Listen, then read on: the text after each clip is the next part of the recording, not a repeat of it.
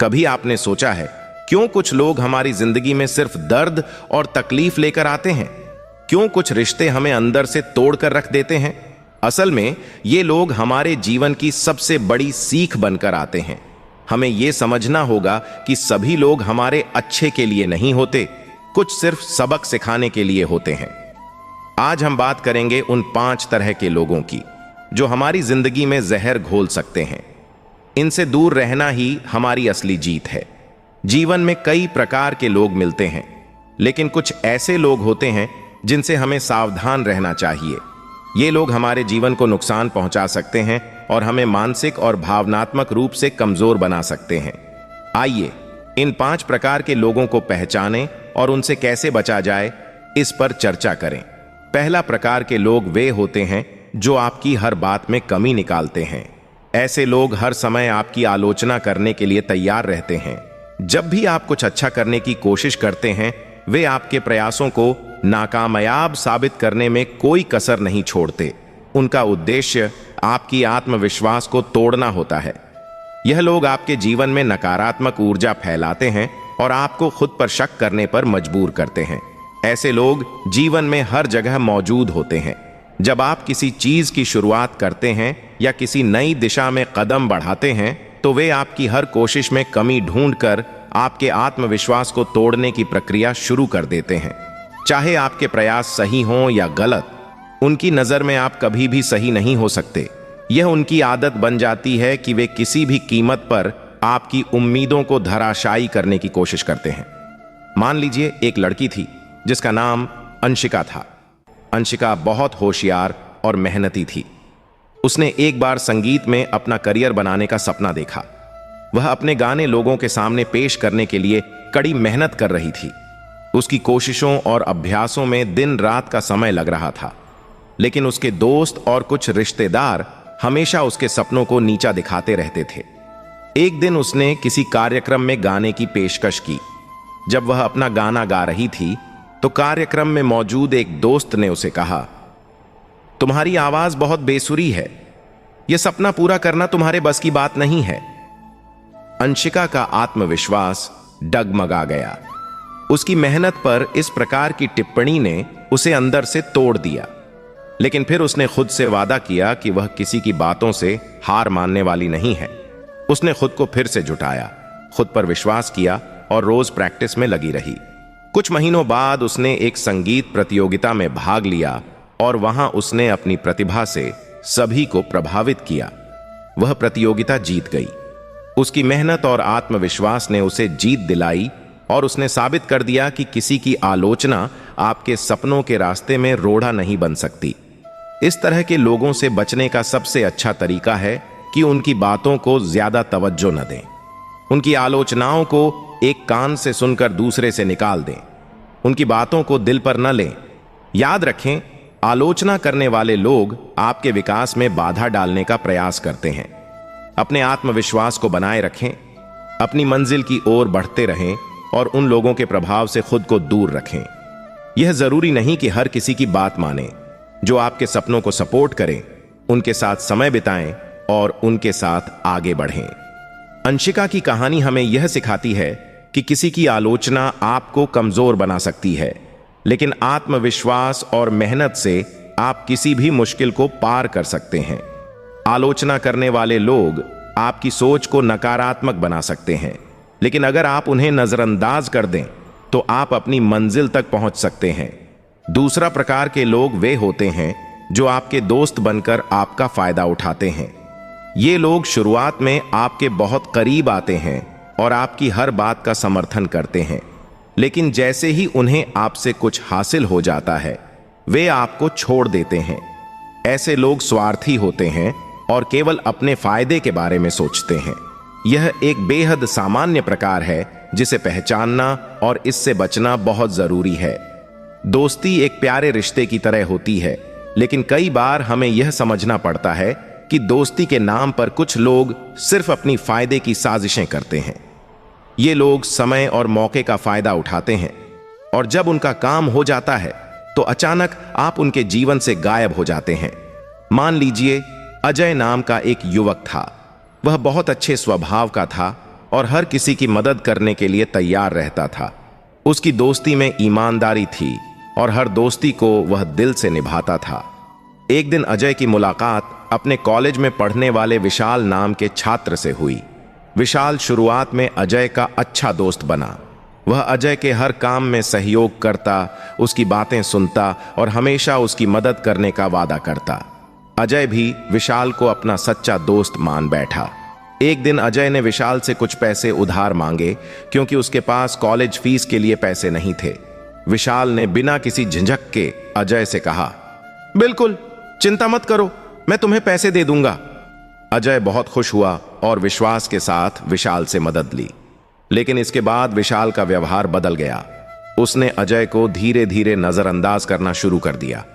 Phone calls का जवाब नहीं देना, मिलने से बचना और अजय से दूरी बना लेना, यह सब वह करने लगा। अजय बहुत परेशान हुआ और आखिरकार उसे पता चला कि विशाल ने पैसे मिलने के बाद उससे दूरी बना ली थी। अजय ने यह अनुभव किया कि विशाल सिर्फ अपने फायदे के लिए उसकी दोस्ती का सहारा ले रहा था। यह घटना अजय के लिए एक सीख बन गई। उसने इस बात से न केवल दोस्ती के झूठे पहलुओं को जाना, बल्कि यह भी समझा कि दोस्ती में ईमानदारी और सच्चाई सबसे जरूरी है। पहली सावधानी बरतें। किसी भी दोस्त के साथ विश्वास करते समय और उनके व्यवहार पर ध्यान दें। दूसरी, सच्चे दोस्त पहचानें। सच्चे दोस्त वही होते हैं जो हर परिस्थिति में आपके साथ खड़े रहते हैं। 3, स्वार्थ को समझें। अगर आपको लगता है कि कोई व्यक्ति सिर्फ अपने फायदे के लिए आपके करीब आ रहा है, तो उससे दूरी बना लेना ही बेहतर होता है। 4, संचार पर ध्यान दें। यदि कोई दोस्त अचानक से दूरी बना ले या आपके प्रति उदासीनता दिखाए, तो उसके कारणों की पड़ताल करें। अजय और विशाल की कहानी हमें यह सिखाती है कि दोस्ती में केवल समय और साधनों की मांग करने वाले लोग आपकी सच्ची दोस्ती के लायक नहीं होते। सच्चा दोस्त वह होता है जो किसी भी परिस्थिति में आपकी मदद करता है, आपके साथ अच्छा बुरा समय बिताता है और आपके विश्वास का सम्मान करता है। इसलिए दोस्ती करते समय सतर्क रहें, लोगों के स्वार्थ को पहचानें और अपनी भावनाओं के साथ साथ तर्क को भी ध्यान में रखें। सही दोस्त ही आपके जीवन में सच्चा सुख और सहारा लाते हैं। तीसरे प्रकार के लोग वे होते हैं जो आपके सामने तो आपकी तारीफ करते हैं, लेकिन आपके पीठ पीछे आपकी बुराई करते हैं। ऐसे लोग दिखावटी होते हैं और उनके शब्दों पर विश्वास करना मुश्किल होता है। वे आपके सामने मित्रता का नाटक करते हैं, लेकिन आपकी अनुपस्थिति में आपकी निंदा करते हैं। यह एक ऐसा प्रकार है जिसे जीवन में पहचानना बेहद जरूरी है। ऐसे लोग आपके दोस्त होने का दिखावा करते हैं, लेकिन उनके इरादे स्वार्थी होते हैं। आपके सामने वे आपकी प्रशंसा करेंगे, लेकिन आपकी पीठ पीछे आपके चरित्र पर कीचड़ उछालने से बाज नहीं आते। उनके इरादे हमेशा आपके नुकसान के लिए होते हैं। ऐसे लोग आपके आत्मविश्वास को तोड़ सकते हैं और आपके रिश्तों को भी नुकसान पहुंचा सकते हैं। कल्पना कीजिए कि आरती नाम की एक लड़की है। वह बहुत सहज, आत्मनिर्भर और लोगों की मदद करने वाली है। वह अपने काम और व्यवहार में ईमानदारी से काम करती है और हमेशा अच्छे रिश्ते बनाने की कोशिश करती है। आरती की एक सहेली थी, संगीता। संगीता शुरुआत में तो आरती के बहुत करीब आई। वह आरती के साथ समय बिताती, उसकी हर बात पर सहमति जताती और उसकी तारीफ करती। दोनों में दोस्ती काफी मजबूत हो गई। एक दिन आरती ने संगीता को एक काम में शामिल किया। वह एक प्रतियोगिता में भाग लेने जा रही थी और संगीता भी उस आयोजन में मदद करने वाली थी। आरती ने संगीता पर पूरी तरह से विश्वास किया, लेकिन आरती के प्रतियोगिता में भाग लेने के बाद कुछ असहज चीजें हुईं। उसे लोगों से यह सुनने को मिला कि संगीता उसके बारे में कई नकारात्मक बातें कह रही हैं। आरती ने शुरू में इसे नकार दिया, लेकिन जब और भी लोग उसे यही बात कहने लगे तो उसने इस विषय पर ध्यान दिया। आरती ने संगीता से सीधे बातचीत करने का फैसला किया, आशंकाओं को संगीता के सामने रखा। संगीता ने शुरुआत में तो सब इनकार किया, लेकिन फिर धीरे धीरे वह खुद ही स्वीकार करने लगी कि उसने कई मौके पर आरती की आलोचना की थी। आरती के लिए यह बात दर्दनाक थी, लेकिन उसने इसे सहन किया और उस दोस्ती को खत्म कर दिया। वह जान चुकी थी कि कुछ रिश्तों में कितनी आसानी से दिखावा और स्वार्थ शामिल हो सकते हैं। 1, व्यवहार पर ध्यान दें। किसी भी व्यक्ति के व्यवहार पर ध्यान दें। उनके शब्दों और क्रियाओं में विरोधाभास हो तो सतर्क रहें। 2. सामना करें। अगर आपको लगता है कि कोई आपके बारे में गलत बातें कर रहा है तो उससे सीधे बातचीत करें और अपनी बात स्पष्ट करें। 3. सच्ची मित्रता पर भरोसा करें। सच्चे दोस्त वही होते हैं जो आपके सामने और आपके पीछे एक समान व्यवहार करते हैं। 4. दूरियां सही समझें। यदि कोई व्यक्ति अपनी आदतों से बाज नहीं आता और लगातार आपके बारे में बुरी बातें करता है तो उससे दूरी बना लेना ही सबसे समझदारी है। आरती और संगीता की कहानी हमें यह सिखाती है कि दोस्ती में ईमानदारी और पारदर्शिता सबसे जरूरी होती है। दिखावटी लोग आपकी पीठ पीछे आपके खिलाफ काम कर सकते हैं, इसलिए रिश्तों में सतर्कता और आत्मसंरक्षण महत्वपूर्ण है। जो लोग केवल दिखावा करते हैं उनका व्यवहार अक्सर उनके इरादों को उजागर करता है। ऐसे लोगों से बचना आपकी मानसिक शांति और आत्मसंरक्षण के लिए जरूरी है। चौथे प्रकार के लोग वे होते हैं जो हमेशा नेगेटिव सोचते हैं और आपको भी नेगेटिविटी की ओर खींचते हैं। ऐसे लोग किसी भी समस्या में हल ढूंढने की बजाय केवल समस्याओं पर ध्यान केंद्रित करते हैं। वे हर छोटी बात में दोष निकालते हैं और आपकी सोच को भी नकारात्मक प्रभाव डालते हैं। नेगेटिव सोच रखने वाले लोग न केवल खुद की मानसिकता को नुकसान पहुंचाते हैं बल्कि उनके साथ रहने वाले लोगों को भी अपनी नकारात्मक ऊर्जा का शिकार बना लेते हैं। वे समस्या को दूर करने के बजाय समस्या के हर पहलू पर ध्यान लगाते हैं और मानते हैं कि जीवन में किसी भी समस्या का हल नहीं है। ऐसी मानसिकता आत्मविश्वास को कमजोर करती है और आपके विकास में भी बाधा डाल सकती है। उनके साथ बातचीत करना, समय बिताना या उनकी बातों पर ध्यान देना आपके मन और आत्मा पर नकारात्मक असर डालता है। यह आपके आत्मबल को खत्म कर सकता है और आपको भी समस्या में फंसा सकता है। कल्पना कीजिए कि एक कंपनी में 2 सहकर्मी हैं, समीर और नीतू। समीर एक बेहद सकारात्मक सोच वाला व्यक्ति है, जबकि नीतू हमेशा हर समस्या में नकारात्मक पहलुओं को देखती है। समीर और नीतू एक ही टीम में काम कर रहे थे। जब भी कंपनी में कोई नई परियोजना आती, समीर सभी संभावनाओं पर विचार करता और उसे सफल बनाने के तरीके सोचता। वह टीम को प्रोत्साहित करता और हर समस्या का समाधान ढूंढने में मदद करता। वहीं नीतू की आदत थी कि किसी भी समस्या में वह केवल समस्या के बारे में ही सोचती थी। यदि कोई काम चुनौतीपूर्ण होता तो वह कहती, यह काम तो बिल्कुल असंभव है, इसे कैसे पूरा कर पाएंगे, यह बहुत कठिन है और इससे बचना ही सही है। समीर ने देखा कि नीतू का यह रवैया टीम के बाकी लोगों पर भी असर डाल रहा है। उन्होंने समझाया कि हमें समस्याओं के बजाय समाधान पर ध्यान केंद्रित करना होगा। समीर की सकारात्मक सोच ने टीम को प्रेरणा दी और टीम ने उस समस्या को पार किया, लेकिन नीतू की नकारात्मक सोच ने उसे अकेला कर दिया। टीम के अन्य सदस्य धीरे धीरे उसके साथ काम करने में रुचि खोने लगे। 1. पॉजिटिव सोच को अपनाएं। आपके मन में सकारात्मक सोच का होना बेहद जरूरी है। हर समस्या को एक चुनौती समझें और हर चुनौती में एक अवसर देखिए। 2.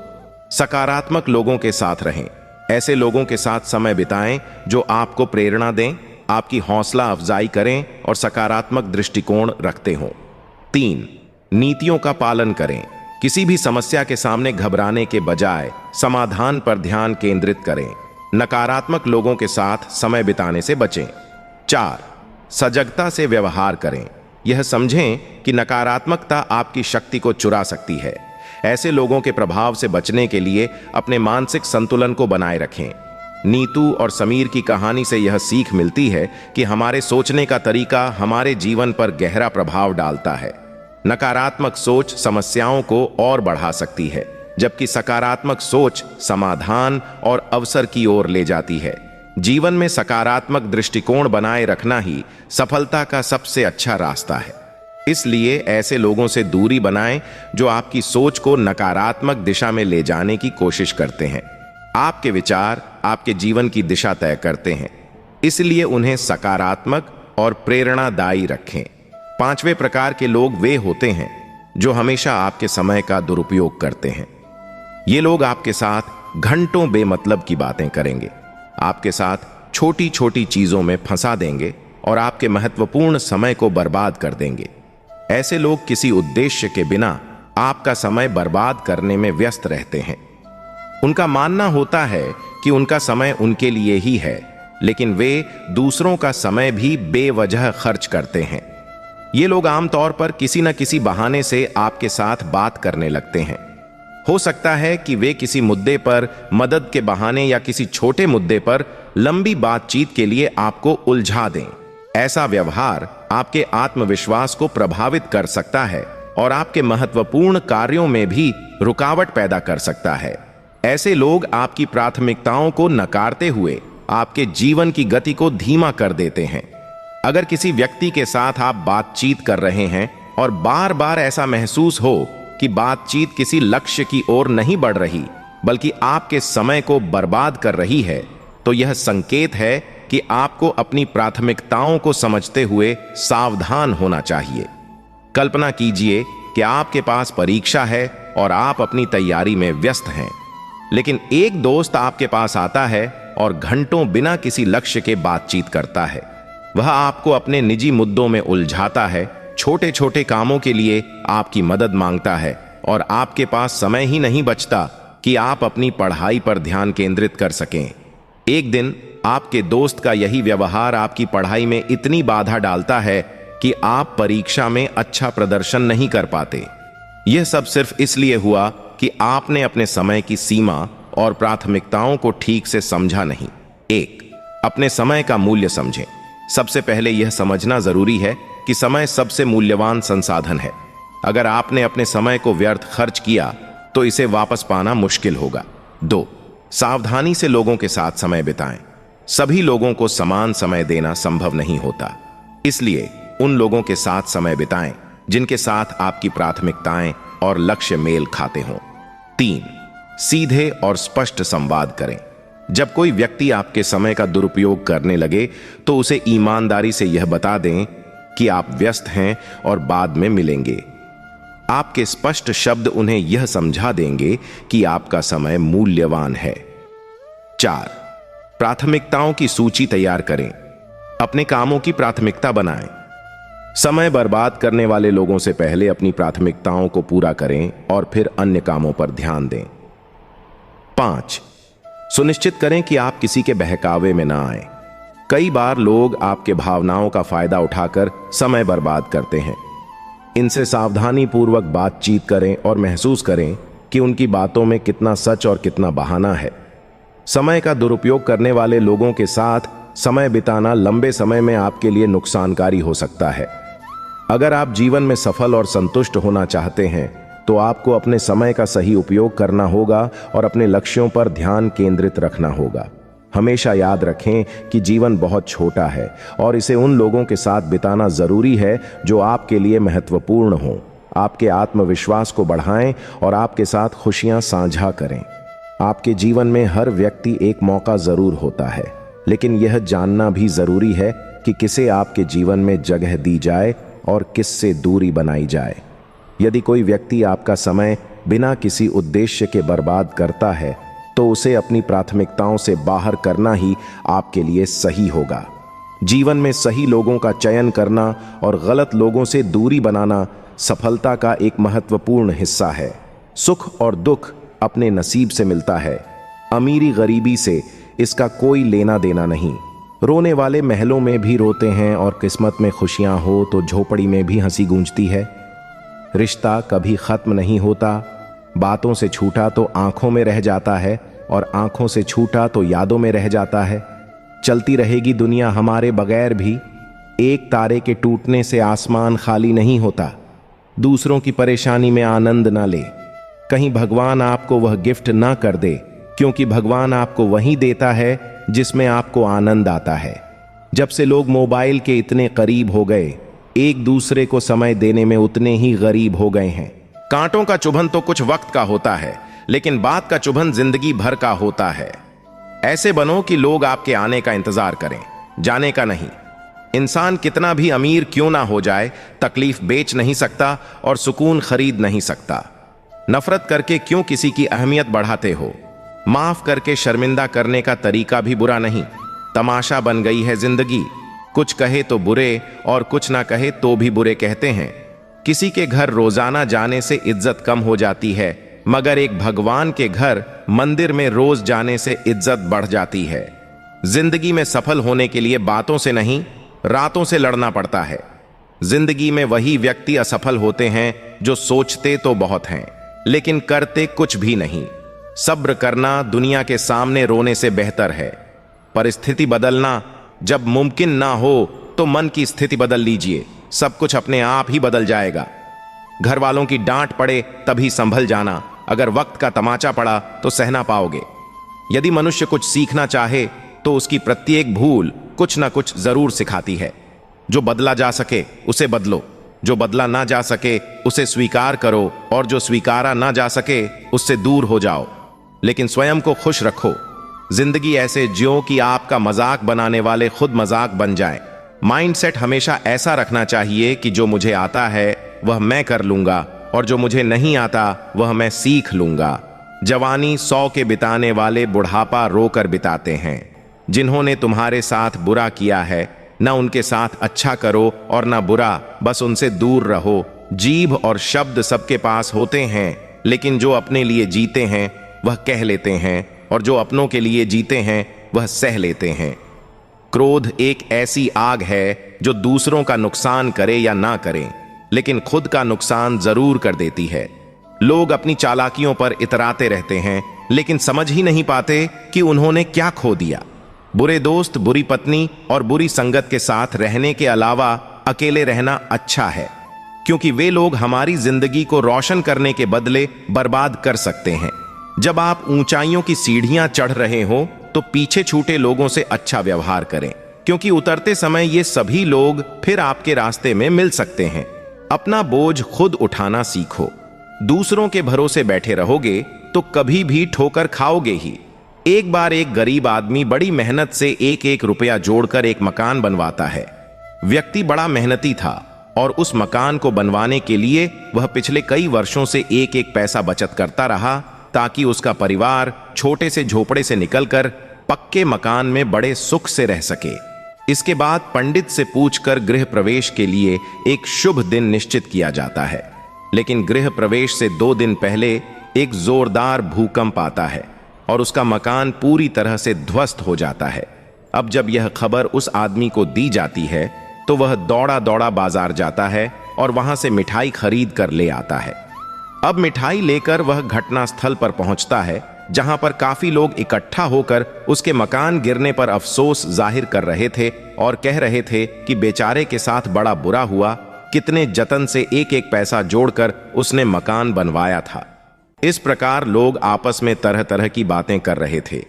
अब वह आदमी वहां पहुंचता है और अपने झोले से मिठाई निकालकर सबको बांटने लगता है। अब यह सब देखकर सभी लोग हैरान हो जाते हैं और उसका एक मित्र उससे कहता है, कहीं तुम पागल तो नहीं हो गए? तुम्हारी जीवन भर की कमाई बर्बाद हो चुकी है और तुम खुश होकर मिठाई बांट रहे हो। इस पर वह आदमी मुस्कुराते हुए कहता है, मेरे भाई, तुम इस घटना का सिर्फ एक नकारात्मक पक्ष देख रहे हो, इसलिए इसका सकारात्मक पक्ष तुम्हें दिखाई नहीं दे रहा।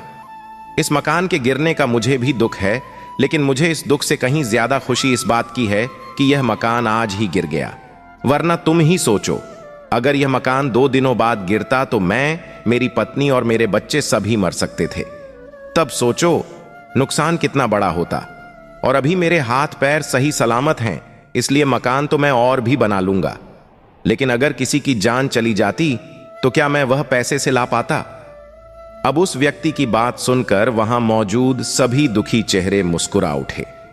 वह जान गए कि उस व्यक्ति ने उन्हें कितनी गहरी बात बड़ी सरलता से समझा दी है। तो दोस्तों, यह कहानी हमें जीवन की एक बड़ी महत्वपूर्ण शिक्षा देती है। जीवन में सुख दुख सिक्के के 2 पहलुओं की तरह आते जाते रहते हैं। जब हमारे जीवन में सब अच्छा हो रहा होता है तो खुश होना लाजमी है, लेकिन जब हमारे जीवन में कुछ गलत होता है और चीजें हमारे अनुसार नहीं चल रही होती, तो सबसे पहले हम अपना धैर्य खोते हैं और भगवान और अपनी किस्मत को कोसना शुरू कर देते हैं। यानी उस समय हमें सिर्फ और सिर्फ अपना दुख नजर आता है और उस दुख के अंदर जो थोड़ा बहुत हमारे पास है हम उसे भी खो देते हैं। यानी दोस्तों, इस समय अंतर आता है सोच का, यानी सकारात्मक सोच और नकारात्मक सोच। यदि हम यहां नकारात्मक दृष्टिकोण से सोचें तो हम बड़ी आसानी से नकारात्मकता का शिकार हो जाते हैं और चीजें खुद ब खुद खराब होने लगती हैं। और यही नकारात्मक सोच हमारे दुख का असली कारण बनती है और हमारी सफलता का सफर यहीं रुक जाता है। इसलिए दोस्तों, यहां पर सबसे जरूरी बात यह है कि अगर आप किसी परेशानी या दुख की वजह से दुखी हो तो सबसे पहले अपनी सोच को सकारात्मक रखो। और अगर आप सच्चे और परिश्रमी व्यक्ति हो और अपने लक्ष्य के लिए मेहनत करना जानते हो तो इन असफलताओं के सकारात्मक पक्ष को देखने की कोशिश करो। बस धैर्य रखो और मेहनत करते रहो। ठीक जैसे ऊपर कहानी में वह व्यक्ति गरीब जरूर था, लेकिन वह बड़ा मेहनती भी था। अपनी मेहनत की कमाई खाक हो जाने पर भी वह खुश था, क्योंकि वह इस घटना के सकारात्मक पक्ष को भली भांति जानता था। इसलिए दोस्तों, हमेशा सकारात्मक रहो। सुखी होने पर घमंड न करो और दुखी होने पर यह याद रखो कि जैसे सुख हमेशा टिका नहीं रहा, ठीक वैसे ही यह दुख भी नहीं रहेगा। ना सुख हमारे हाथ में है और ना दुख, और जो हमारे हाथ में है ही नहीं उस पर ध्यान क्यों देना। अगर कुछ आपके हाथ में है तो वह है मेहनत। इसलिए बस आप अपनी मेहनत पर ध्यान दो। और वैसे भी जिस व्यक्ति का पूरा ध्यान अपनी मेहनत के ऊपर होता है, उसका ध्यान कभी अपने दुख या नकारात्मक चीजों की तरफ जा ही नहीं सकता। और इसलिए ऐसा व्यक्ति हमेशा सकारात्मक ही रहता है। और यही सकारात्मक सोच एक दिन हमारे सभी दुखों को खत्म कर देती है। समय से ज्यादा महंगी भावनाएं होती हैं, जो ना समझे उन पर खर्च मत किया करो। गुरुजी, जो हर सुबह गंगा तट पर स्नान करने के लिए जाते थे, उसके बाद अपने शिष्यों को प्रवचन दिया करते थे। अपने रूटीन को फॉलो करते हुए गंगा नदी में स्नान किया और उसके बाद आकर सुबह सुबह शिष्यों को प्रवचन दे रहे थे। तभी उन्हें जोर जोर से किसी के चिल्लाने की आवाज आने लगी। पलट कर देखा तो पीछे दूर एक परिवार के सदस्य आपस में झगड़ा कर रहे थे, बहस कर रहे थे, जोर जोर से चिल्ला रहे थे, जबकि पास पास ही खड़े थे। तो गुरुजी ने सोचा कि आज इसी बात पर चर्चा की जाए। उन्होंने अपने एक शिष्य से पूछा, बताओ, ये लोग पास पास ही खड़े हैं, एक ही परिवार के हैं, साथ रहते हैं, प्यार भी इनमें होगा, लेकिन अभी जब गुस्सा कर रहे हैं, लड़ाई कर रहे हैं, तो चिल्ला क्यों रहे हैं? गुस्से में लोग चिल्लाते क्यों हैं? शिष्य ने कहा, गुरुजी, गुस्सा आ गया तो कैसे अपने गुस्से को प्रकट करें, इसलिए चिल्ला चिल्ला के प्रकट कर रहे हैं। गुरुजी उसके जवाब से तुष्ट नहीं हुए। दूसरे ने जवाब दिया, गुरुजी, भावनाओं पर नियंत्रण नहीं रख पा रहे हैं, कंट्रोल ही नहीं रहा इमोशंस पर, इसलिए चिल्ला रहे हैं। गुरुजी को वह जवाब भी पसंद नहीं आया। बहुत सारे शिष्यों ने अपने अपने तरीके से जवाब दिया, लेकिन गुरुजी को कोई जवाब पसंद नहीं आया। तब उन्होंने खुद से उत्तर दिया। उन्होंने कहा, सुनो और समझो, एक ही परिवार के लोग हैं, साथ रहते होंगे, प्यार होगा इनमें, लेकिन अभी जब बहस हो गई है, गुस्सा हो रहा है, तो ऐसी स्थिति में चिल्ला रहे हैं जबकि पास पास खड़े हैं। क्रोध में इंसान पास होने पर भी चिल्लाता है, क्योंकि सामने वाले से उसके दिल की दूरी बढ़ जाती है। ये खड़े तो पास हैं, लेकिन इनके दिल बहुत दूर जा चुके हैं। क्या होता है जब इंसान दूर खड़ा होता है, हम चिल्लाकर बात करते हैं, तो बस इनके दिलों में दूरियां बढ़ चुकी हैं, इसीलिए जोर जोर से चिल्ला रहे हैं। तुमने देखा है, जिन लोगों में प्रेम होता है वे बहुत धीमी आवाज में बात करते हैं। जब प्रेम प्रगाढ़ हो जाता है तो फुसफुसाकर बात कर लेते हैं, और जब प्रेम और प्रगाढ़ हो जाता है तो कुछ कहने की जरूरत नहीं होती, शब्द बोलने की भी जरूरत नहीं होती, इशारों इशारों में बात हो जाती है। कई बार तो सिर्फ आंखों से बात हो जाती है। जहां प्रेम होता है वहां चिल्लाने की आवश्यकता नहीं होती। दिलों की दूरियां बढ़ जाएंगी तो हमेशा चिल्लाना ही पड़ेगा। छोटी सी कहानी का सार यह समझाता है कि अगली बार जब गुस्सा आए तो मंत्र याद रखिए, चिल्लाओ मत, चिल्लाना बंद कीजिए, क्योंकि आप ऐसा करके अपने दिलों की दूरियों को बढ़ा रहे हैं। हो सकता है किसी बात पर बहस हो जाए, आपको गुस्सा आ जाए, सामने वाले से आपका थॉट मैच न करे, लेकिन इतनी भी दूरी मत बढ़ने दीजिए कि चिल्लाने की आवश्यकता पड़े, और इतनी ज्यादा दूरी न बढ़ जाए कि आप चिल्लाते रह जाएं और फिर आपकी आवाज भी सामने वाले तक पहुंचनी बंद हो जाए। एक मैडम ने मेरे साथ यह शेयर किया। वो कहती हैं, मेरे पति बात बात में गुस्सा करते थे। सुबह सुबह ऑफिस जा रहे हैं तो मोजे कहाँ रखे हैं, रुमाल कहाँ रखा है, चिल्ला रहे थे। एक दिन बोले, मोजे कहाँ हैं मेरे, मैंने लाकर दे दिया। रुमाल कहाँ है, मैंने लाकर दे दिया। कहने लगे, टिफिन कहाँ है मेरा, मैंने टिफिन लाकर दे दिया। फिर उन्हें एहसास हुआ। कहने लगे, मैं इतनी देर से गुस्सा कर रहा हूं, तुम पर फर्क नहीं पड़ रहा है। तो मैंने उन्हें उत्तर दिया, गुस्सा आपका है, आप कर रहे हो, फर्क आपको पड़ना चाहिए। उस दिन वो पूरे दिन ग्लानि में रहे, गिल्ट में रहे। ऑफिस से मुझे कॉल करते रहे, मैसेज करते रहे, मनाने की कोशिश करते रहे, और बाद में उन्होंने महसूस किया कि बात बात में गुस्सा करने जैसी कोई बात नहीं थी। आजकल हम लोगों को बहुत गुस्सा आने लगा है, बात बात में हम फ्रस्ट्रेट होने लगे हैं। इस कहानी को याद रखिए, यह आपकी बहुत मदद करेगी। एक शुक्राना, दूसरा मुस्कुराना और तीसरा किसी का दिल ना दुखाना, यही 3 रास्ते हैं सुखी रहने के। जूते में कंकड़, आंख में बाल और शब्दों में कटुता किसी को सुख नहीं पहुंचा सकती। दुखी सब हैं संसार में, कौन है जो सुखी है? किसी को अपना दुख दर्द देता है तो किसी को दूसरे का सुख दर्द दे। जो व्यक्ति हर वक्त दुख का रोना रोता है, उसके द्वार पर खड़ा सुख भी बाहर से ही लौट जाता है। जीवन में 2 चीजों का कभी अंत नहीं होता, भगवान की कथा और मनुष्य की व्यथा। जब परमात्मा अपनी रजा से कुछ देता है तो हमारी सोच से परे होता है। हमें हमेशा उसकी रजा में रहना चाहिए। क्या पता वह हमें पूरा समुद्र देना चाहता और हम हाथ में चम्मच लेकर खड़े हों। प्रशंसा वो शराब है जिसे लोग कान से पीते हैं। इसकी छोटी सी मात्रा मदमस्त करती है और ज्यादा मात्रा आसमान की सैर करवाकर धरातल पर पटकती है।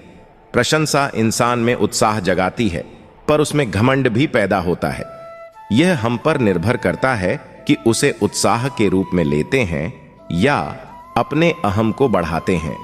प्रशंसा के लिए नहीं, बल्कि प्रसन्नता के लिए कार्य करो, क्योंकि प्रसन्नता ही सबसे बड़ी प्रशंसा है।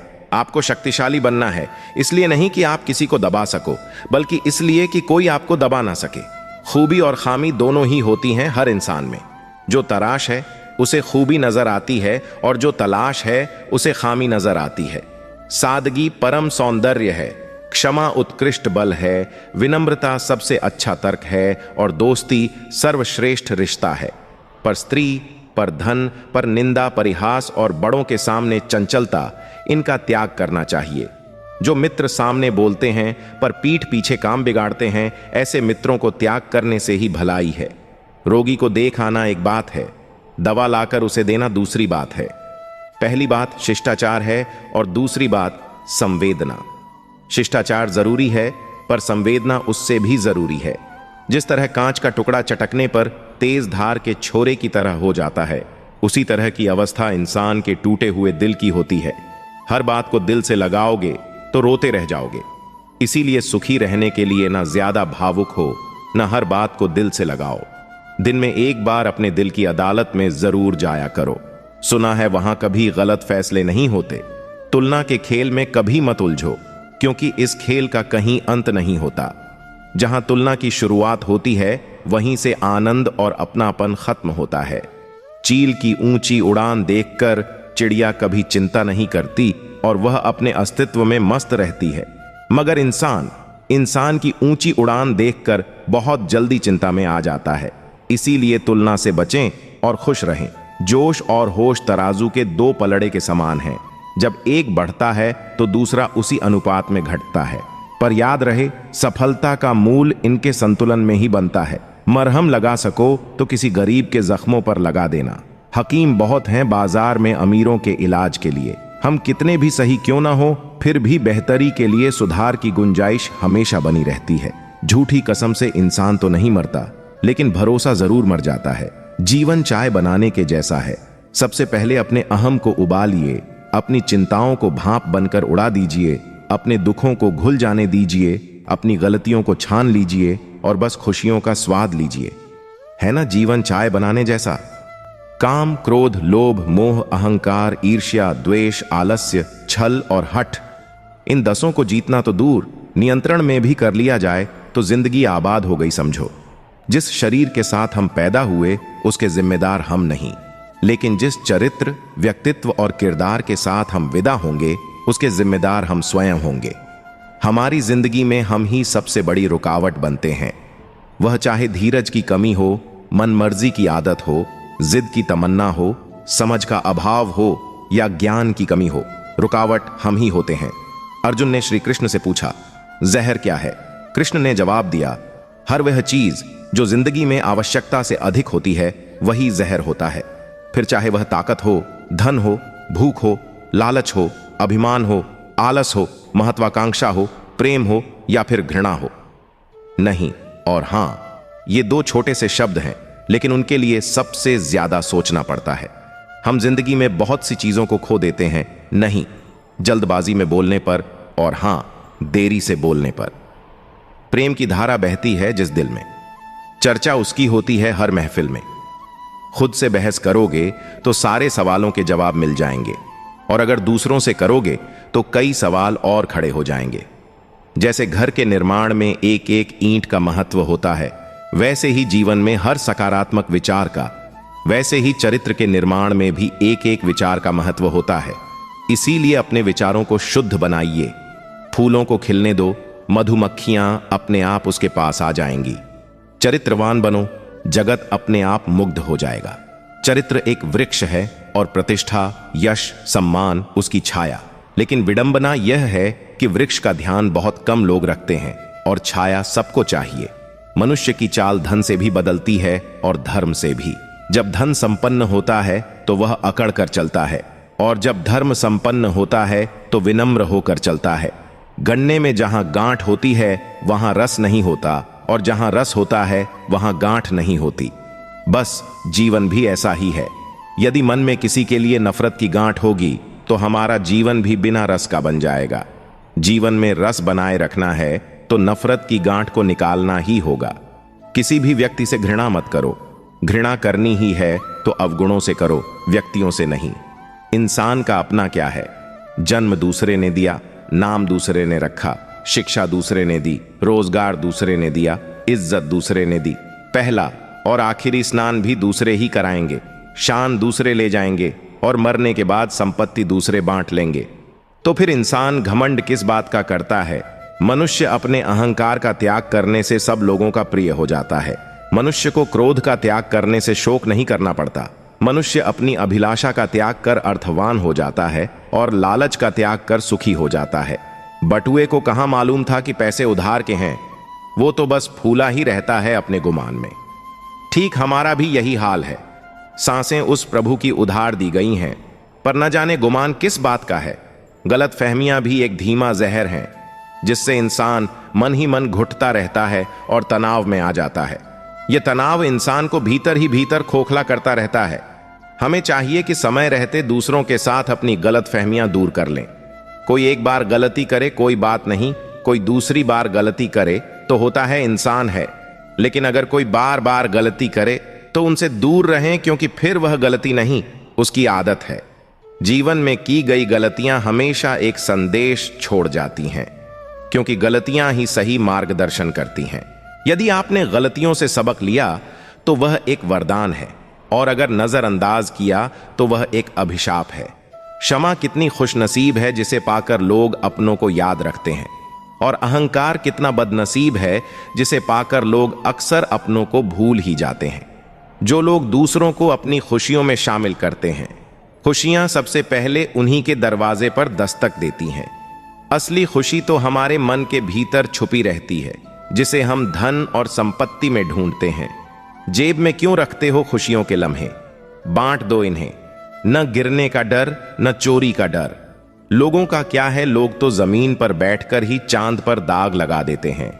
याददाश्त का कमजोर होना कोई बुरी बात नहीं। बहुत बेचैन रहते हैं वह लोग जिन्हें हर बात याद रहती है। कुछ इस तरह से मैंने जिंदगी को आसान कर लिया। किसी से माफी मांग ली तो किसी को माफ कर दिया। रिश्तों को कुछ इस तरह बचा लिया करो, कभी मान लिया करो तो कभी मना लिया करो। बहुत सी उलझनों का जवाब यही है, मैं अपनी जगह सही हूं, वह अपनी जगह सही है। घर में चाहे 10 कमरे हों, लेकिन सबसे ज्यादा रौनक उस कमरे में होती है जिस कमरे में मां होती है। आप खुश हैं, यह अच्छी बात है, पर आपकी वजह से कोई और खुश है, यह सबसे अच्छी बात है। इज्जत कमाना दौलत कमाने से ज्यादा मुश्किल है और इज्जत गंवाना दौलत गंवाने से ज्यादा आसान। मैंने खुद को कभी इतना समझदार ना समझा कि दूसरे मुझे मूर्ख लगने लगे। मैंने खुद को कभी इतना नेक ना जाना कि बाकी सब मुझे गुनाहगार लगने लगे। किसी से इतनी नफरत ना करो कि जब सामना हो तो मिल ना सको। किसी से इतनी मोहब्बत ना करो कि जब बिछड़ना पड़े तो जी ना सको। लिहाज और अजनबी औरत की इज्जत, ये दो ऐसी चीजें हैं जो दुनिया की कोई डिग्री सिखा नहीं सकती सिवाय घर के संस्कारों के। मायूस वह होता है जो ईश्वर पर यकीन नहीं करता। अभागा वह होता है जो ईश्वर की दी हुई बेशुमार नेमतों का शुक्र अदा नहीं करता। जब किसी जरूरतमंद की आवाज तुम तक पहुंचे तो परमात्मा का शुक्र अदा किया करो कि उसने उस बंदे की मदद के लिए तुम्हें पसंद किया, वरना तो वह सबके लिए अकेला ही काफी है। प्यार वह चीज है जो बचपन में मुफ्त मिलता है, जवानी में कमाना पड़ता है और बुढ़ापे में मांगना पड़ता है। परिवार को मालिक बनकर नहीं, माली बनकर संभालो। जो ध्यान तो सबका रखता हो पर अधिकार किसी पर जताता ना हो। जो ध्यान तो सबका रखता हो पर अधिकार किसी पर जताता ना हो। हे प्रभु, चाह नहीं ऐसी कि पूरा पद जान सकूं, दे प्रकाश इतना कि हर अगला कदम पहचान सकूं। कोई भी इंसान इतना अमीर नहीं होता कि वह अपने गुजरे हुए कल को खरीद सके, और कोई भी इंसान इतना गरीब नहीं होता कि वह अपने आने वाले कल को ना बदल सके। जिस दरवाजे से शक अंदर जाता है, प्यार और भरोसा फिर उसी दरवाजे से बाहर चले जाते हैं। प्यार अगर कमियां देखता तो ईश्वर कभी भी हमारी तरफ ना देखता। बुरे लोगों को छोड़कर अच्छे लोगों की तलाश करने से बेहतर है कि हम बुरे लोगों की बुरी बातों को छोड़कर उनमें अच्छी बातें तलाश करें। उस वक्त समझ लेना कि ईश्वर की कृपा तुम पर सबसे ज्यादा बरस रही है जब तुम्हें अपने अंदर की कमियां खुद नजर आने लगे।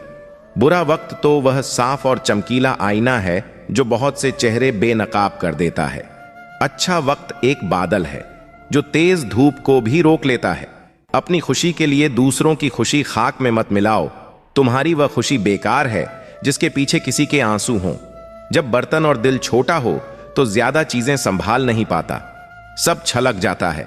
फिर चाहे वह ज्ञान हो, दौलत हो, शोहरत हो या इज्जत।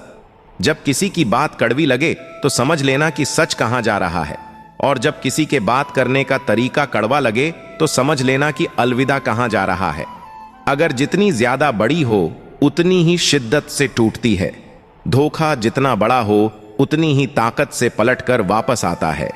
गरीब होकर भी दान देना, गुस्से में सच बोलना और ताकत होते हुए भी माफ कर देना, ये सब बेहतरीन इंसान की निशानियां हैं। करने की हिम्मत और सुधार की नीयत हो तो इंसान बहुत कुछ सीख सकता है।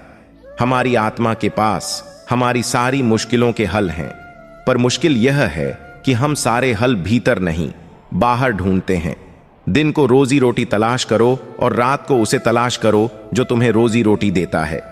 नी की कमाई से आप शक्ल तो संवार सकते हो पर नस्लें नहीं। जो लोग आपसे ईर्ष्या करते हैं समझ लेना कि उन्हें आपकी खूबियां सबसे ज्यादा पता हैं। जो लोग पीठ पीछे आपकी बुराई करते हैं समझ लेना कि वे आपसे डरते हैं, और जो लोग आपको हारा हुआ देखना चाहते हैं असल में वे आपसे जीत नहीं सकते। इसलिए जिंदगी में हर उस इंसान से खुश रहो जो आपसे नाखुश है। कोई मुसीबत के वक्त आपके सामने झुका हुआ है तो उसे झुका हुआ ही समझें, गिरा हुआ नहीं। इंसान जीवन में बहुत कुछ सीखता है, पर अगर वह दूसरों से प्यार करना, माफ करना और दूसरों की इज्जत करना नहीं सीख पाया तो समझो उसने कुछ भी नहीं सीखा। खतरनाक वे होते हैं जो अंदर से बदसूरत होते हैं। चेहरे की बदसूरती कभी किसी को नुकसान नहीं पहुंचाती दुख इंसान को या तो रेत की दीवार की तरह ढा देती है या चट्टान की तरह सख्त और मजबूत बना देती है। इंसान की परवरिश अच्छी हो तो वह बुरे माहौल से भी अच्छाइयां ढूंढ निकालता है, और अगर परवरिश अच्छी ना हो तो वह अच्छे माहौल से भी कुछ नहीं सीखता। ईमानदारी, बेईमानी के मुकाबले फायदा तुरंत ही भले ही कम दे, पर यह फायदा आपको आने वाली पीढ़ियों तक मिलता रहेगा। कभी यह ना कहे कि ईमानदारी ने मुझे कुछ नहीं दिया। जरूरी नहीं कि हर दफा जंग का आगाज कर दो। अगर लगे कि गलती छोटी है तो नजरअंदाज कर दो। समझदार इंसान से की गई कुछ मिनटों की बात हजारों किताबें पढ़ने से बेहतर है। इस संसार में हर व्यक्ति अपनी योग्यता के अनुसार ही चमकता है, अपनी इच्छा के अनुसार नहीं। प्रेम तब खुश होता है जब वह कुछ दे पाता है, और अहंकार तब खुश होता है जब वह कुछ ले पाता है। घमंड भरी बातें करके किसी का दिल नहीं दुखाना चाहिए, क्योंकि समय घमंड भी तोड़ देता है और बातें करने लायक भी नहीं छोड़ता। हमारा व्यवहार ही हमारा प्रतिबिंब है। यदि प्यार चाहते हो तो प्यार देना पड़ेगा, सम्मान चाहते हो तो सम्मान देना पड़ेगा, और विश्वास चाहते हो तो विश्वास देना पड़ेगा। लड़ाई रूठ पर बातें बंद ना कीजिए, क्योंकि बात से अक्सर उलझने सुलझ जाती हैं। जब गुम होते हैं शब्द और बंद होती है जुबान, ऐसे ही वक्त में संबंध की डोर और उलझ जाती है। घर के अंदर जी भर के रो लेना, पर दरवाजा हमेशा हंसकर ही खोलना, क्योंकि लोगों को जब पता चलेगा कि आप अंदर से टूट चुके हो तो वह आपको लूट लेंगे। शरीर सुंदर हो ना हो, पर शब्दों को सुंदर होना चाहिए, क्योंकि लोग चेहरे भूल जाते हैं पर शब्द नहीं भूलते। जब दिमाग ठंडा रहे, जुबान नर्म रहे और दिल में रहम रहे, तब घर में ही नहीं बल्कि जिंदगी में भी शांति और खुशियां छा जाती हैं। मुस्कुराकर देखने और देखकर मुस्कुराने में बहुत फर्क है। नतीजे बदल जाते हैं और कभी कभी रिश्ते भी। जिसे आप खुश देखना चाहते हैं उसे यहीं पर सुख देना, क्योंकि ताजमहल दुनिया ने देखा है, मुमताज ने नहीं। 2 हाथों से हम 10 लोगों को मार नहीं सकते, पर 2 हाथ जोड़कर हम करोड़ों लोगों का दिल जरूर जीत सकते हैं। अपने तो वह होते हैं जिन्हें आपके दर्द का एहसास हो, वरना हालचाल तो सड़क पर चलने वाले लोग भी पूछ ही लिया करते हैं। कुछ लोग हमारे कभी नहीं होते, बस वक्त उन्हें कुछ पल के लिए हमारे पास ले आता है।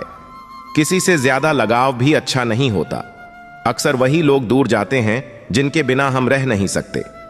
अपनी हर परिस्थिति परमात्मा को सौंप दो, क्योंकि जितना आप जीवन में कर सकते हो उससे कहीं ज्यादा वह एक पल में कर देते हैं।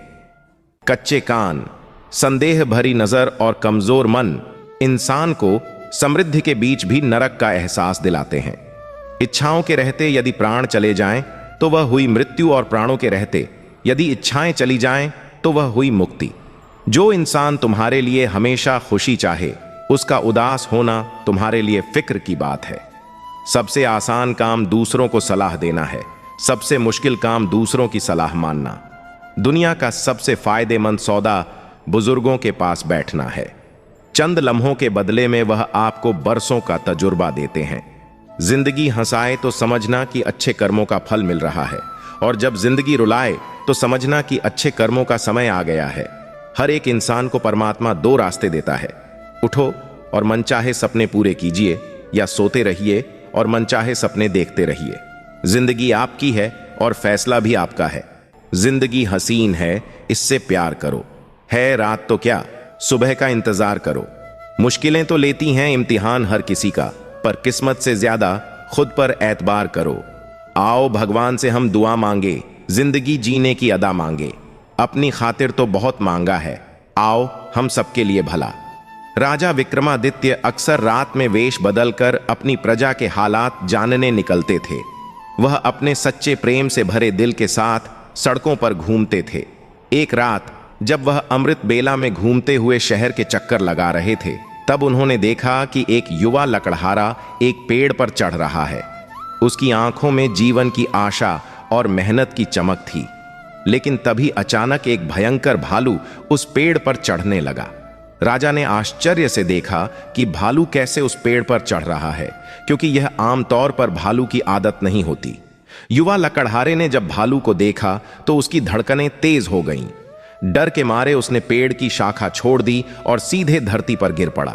उसकी जान चली गई। तभी भालू ने पेड़ से नीचे उतरते ही अपनी असली पहचान बदल ली और एक खूबसूरत लड़की का रूप धारण कर लिया। राजा विक्रमादित्य दूर से यह नजारा देख रहे थे। उनका मन जिज्ञासा से भर गया। वह सोचने लगे कि यह लड़की अब क्या करेगी। कुछ ही समय बाद राजा के 2 सैनिक जो रात की गश्त पर थे वहां पहुंचे। संयोगवश वे दोनों असली भाई थे। छोटे भाई की नजर जब उस खूबसूरत लड़की पर पड़ी तो उसने बड़े भाई से कहा, भाई देखो कितनी सुंदर लड़की है, मुझे तो शादी इससे करनी है। बड़े भाई ने कहा, नहीं, जब तक मैं हूं तुम मुझसे शादी नहीं कर सकते। मुझे पहले उसका हाथ मांगना चाहिए। छोटे भाई ने तुरंत विरोध किया, मैंने उसे पहले देखा है, इसलिए मैं उससे शादी करूंगा। दोनों भाइयों के बीच बहस बढ़ गई। अंततः बड़े भाई ने सुझाव दिया, हम क्यों ना उससे पूछें कि वह किसे पसंद करती है, जो भी उसे अच्छा लगे वह उससे शादी कर लेगी। दोनों भाई उस खूबसूरत लड़की के पास पहुंचे। बड़े भाई ने पूछा, हे सुंदरी, तुम कौन हो और यहां क्या कर रही हो? लड़की ने जवाब दिया, मैं पास के गांव में रहती हूं और अपने पति की खोज में इस जंगल में घूम रही हूं। छोटे भाई ने पूछा, तुम्हारा पति कहां है? अगर तुम चाहती हो तो हम तुम्हारी मदद कर सकते हैं। लड़की ने मुस्कुराते हुए कहा, मैं अभी अविवाहित हूं और एक योग्य व्यक्ति की खोज में हूं। छोटे भाई ने गर्व से कहा, हम दोनों भाई अब भी अविवाहित हैं, तुम चाहो तो किसी एक से शादी कर सकती हो। लड़की ने एक शर्त रखी, मैं उससे ही शादी करूंगी जो तुम दोनों में से सबसे ज्यादा बहादुर और शक्तिशाली होगा। यह सुनकर दोनों भाइयों में लड़ाई शुरू हो गई। अपनी बहादुरी सा करने के लिए उन्होंने अपनी तलवारें निकाली और एक दूसरे को घातक चोट पहुंचाई। अंततः दोनों भाइयों ने एक दूसरे को मार डाला और लड़की ने खौफनाक तरीके से हंसते हुए एक दिशा में चलना शुरू किया। राजा विक्रमादित्य, जो दूर से यह सब देख रहे थे, एक कदम और बढ़ते हुए उस लड़की का पीछा करने लगे। लेकिन इस घटना ने उनकी सोचने की शक्ति को जकड़ लिया। सूरज की किरणें धीरे धीरे चमकने लगीं, पर राजा विक्रमादित्य अपनी भूख और प्यास को भूल चुके थे। उनकी जिज्ञासा उस रहस्यमयी लड़की के बारे में जानने की थी। लगभग 200 कदम चलने के बाद राजा विक्रमादित्य की आंखें फिर से चौंधिया गईं। अब उस खूबसूरत लड़की ने अपना रूप बदलकर एक जहरीले नाग का रूप धारण कर लिया। वह नाग तेजी से आगे बढ़ रहा था। नाग ने एक नदी के किनारे पहुंचकर कुछ क्षण रुका और फिर अचानक नदी में कूद गया। राजा विक्रमादित्य उस किनारे पर खड़े होकर यह सब देख रहे थे। थोड़ी ही देर में नाग ने एक नाव पर छलांग लगा दी, जिसमें लगभग 20 से 25 लोग सवार थे।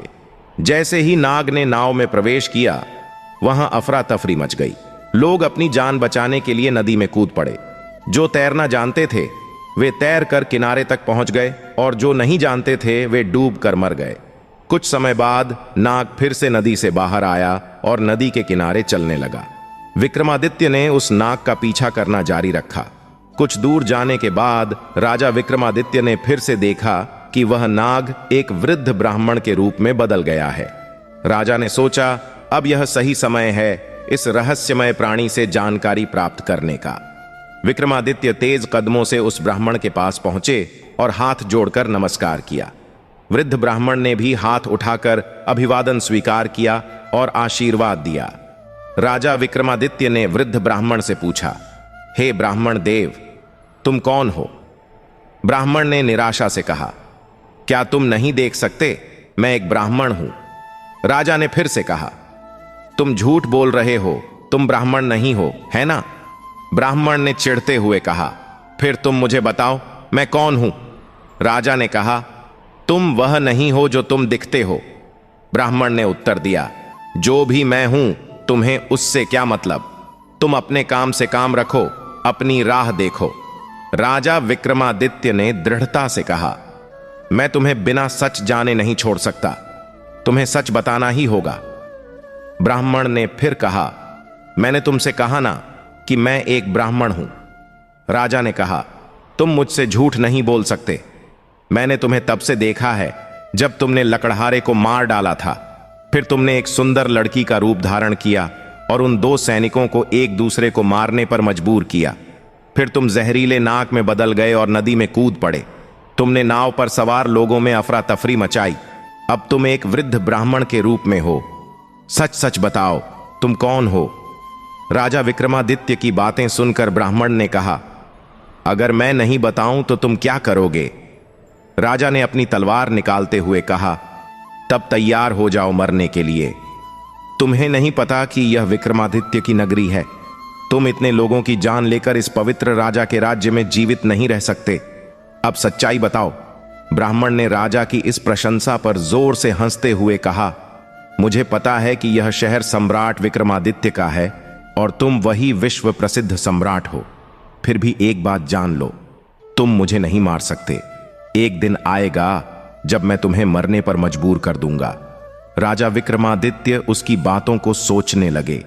जो इस भेष में भी मुझे पहचानता है वह साधारण व्यक्ति नहीं हो सकता। फिर उन्होंने थोड़ी विनम्रता दिखाई और कहा, अब जब तुमने मुझे पहचान लिया है, कृपया मुझे बताओ कि तुम सच में कौन हो। ब्राह्मण ने कहा, तुम एक राजा हो और राजहट पर अड़े हुए हो, इसलिए मुझे तुम्हें सारी बातें बतानी पड़ेगी, मगर तुम मेरी बातों में विश्वास नहीं करोगे, इसीलिए सबसे पहले मुझे तुम्हें बताना होगा कि मैं कौन हूं। तो हे राजा, अब ध्यान से सुनो कि मैं कौन हूं और तुम्हारी राजधानी में क्यों आया हूं। मेरा नाम काल है। तुम जानते हो कि इस दुनिया में जन्म लेने वाले सभी जीवों की मृत्यु निश्चित है, इसलिए इस भूमि को मृत्यु लोक भी कहा जाता है। जब कोई जीव मां के गर्भ में आता है तो सब कुछ बनने के बाद आत्मा उसमें प्रवेश करती है और जीवन जागृत होता है। इसी समय उसके मृत्यु का समय, स्थान और परिस्थितियां भी सृष्टिकर्ता द्वारा निर्धारित की जाती हैं। हे राजा, ब्राह्मण ने आगे कहा, तुम जानते हो कि चित्रगुप्त हर जीव की जीवन और मृत्यु का अभिलेख रखते हैं। जब किसी जीव की मृत्यु का समय आता है तो वह धर्मराज को सूचित करते हैं। अब चूंकि सभी जीवों की मृत्यु और मुक्ति का विभाग भगवान शिव के पास है, इसलिए धर्मराज भगवान शिव से अनुमति मांगते हैं कि उस जीव को मृत्यु दी जाए। जब भगवान शिव अनुमति देते हैं तो धर्मराज मुझसे यानी काल से कहते हैं कि जाओ और उस व्यक्ति की जान ले लो। तब मैं इस मृत्यु लोक में आता हूं। ब्राह्मण ने अपनी बातें जारी रखी। मुझे पता होता है कि कौन जीव कब, कहां और किन परिस्थितियों में मरेगा। मैं उस जीव को निश्चित स्थान पर निश्चित समय पर पहुंचाता हूं जहां उसकी मृत्यु लिखी गई होती है। मैं वहीं परिस्थितियां और स्थिति बनाता हूं। हे राजा, मैंने उस लकड़हारे को नहीं मारा। राजा विक्रमादित्य ने कहा, तुम फिर से झूठ बोल रहे हो। राजा विक्रमादित्य ने कहा, मैंने अपनी आंखों से देखा कि तुम उस लकड़हारे की मृत्यु का कारण बने। ब्राह्मण ने गंभीरता से कहा, बिल्कुल, मैं कारण बनता हूं, लेकिन भौतिक लोग सोचते हैं कि लकड़हारा पेड़ से गिरकर मरा।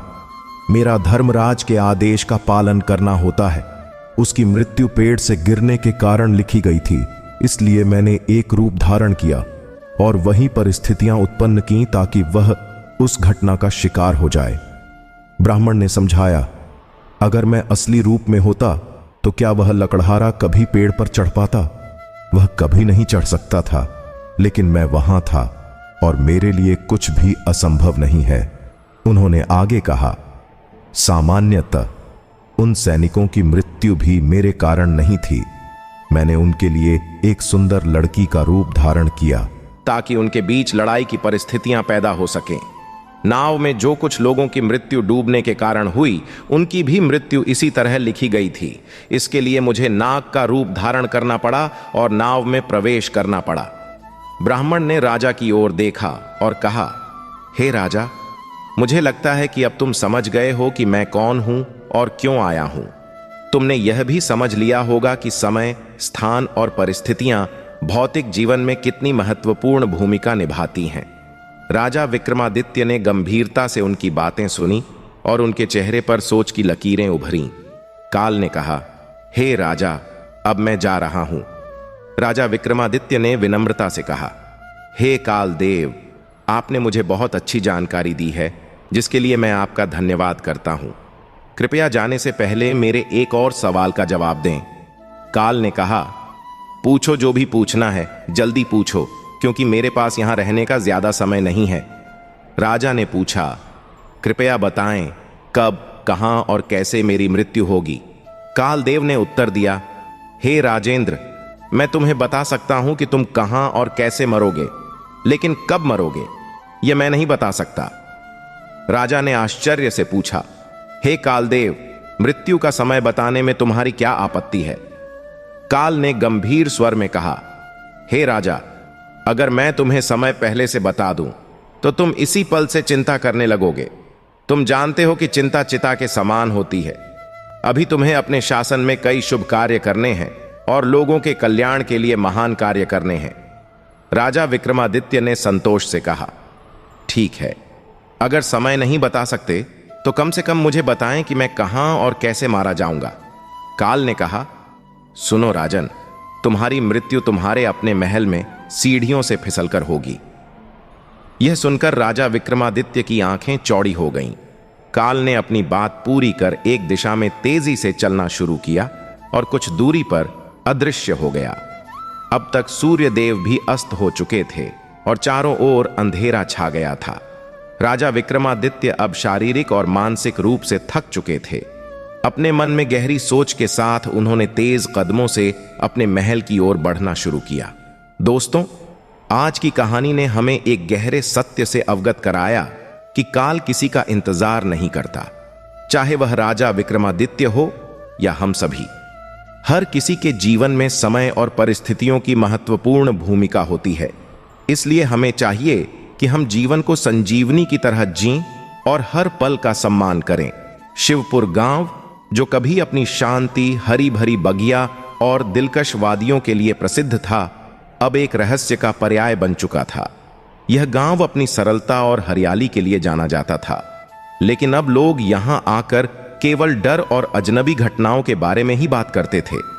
यह सब कुछ एक घटना के बाद बदल गया था। एक ऐसी घटना जो आज भी गांव वालों के मन में एक गहरी छाप छोड़ गई थी। गांव में एक पुराना किला था जिसे लोग बुद्धि किला के नाम से जानते थे।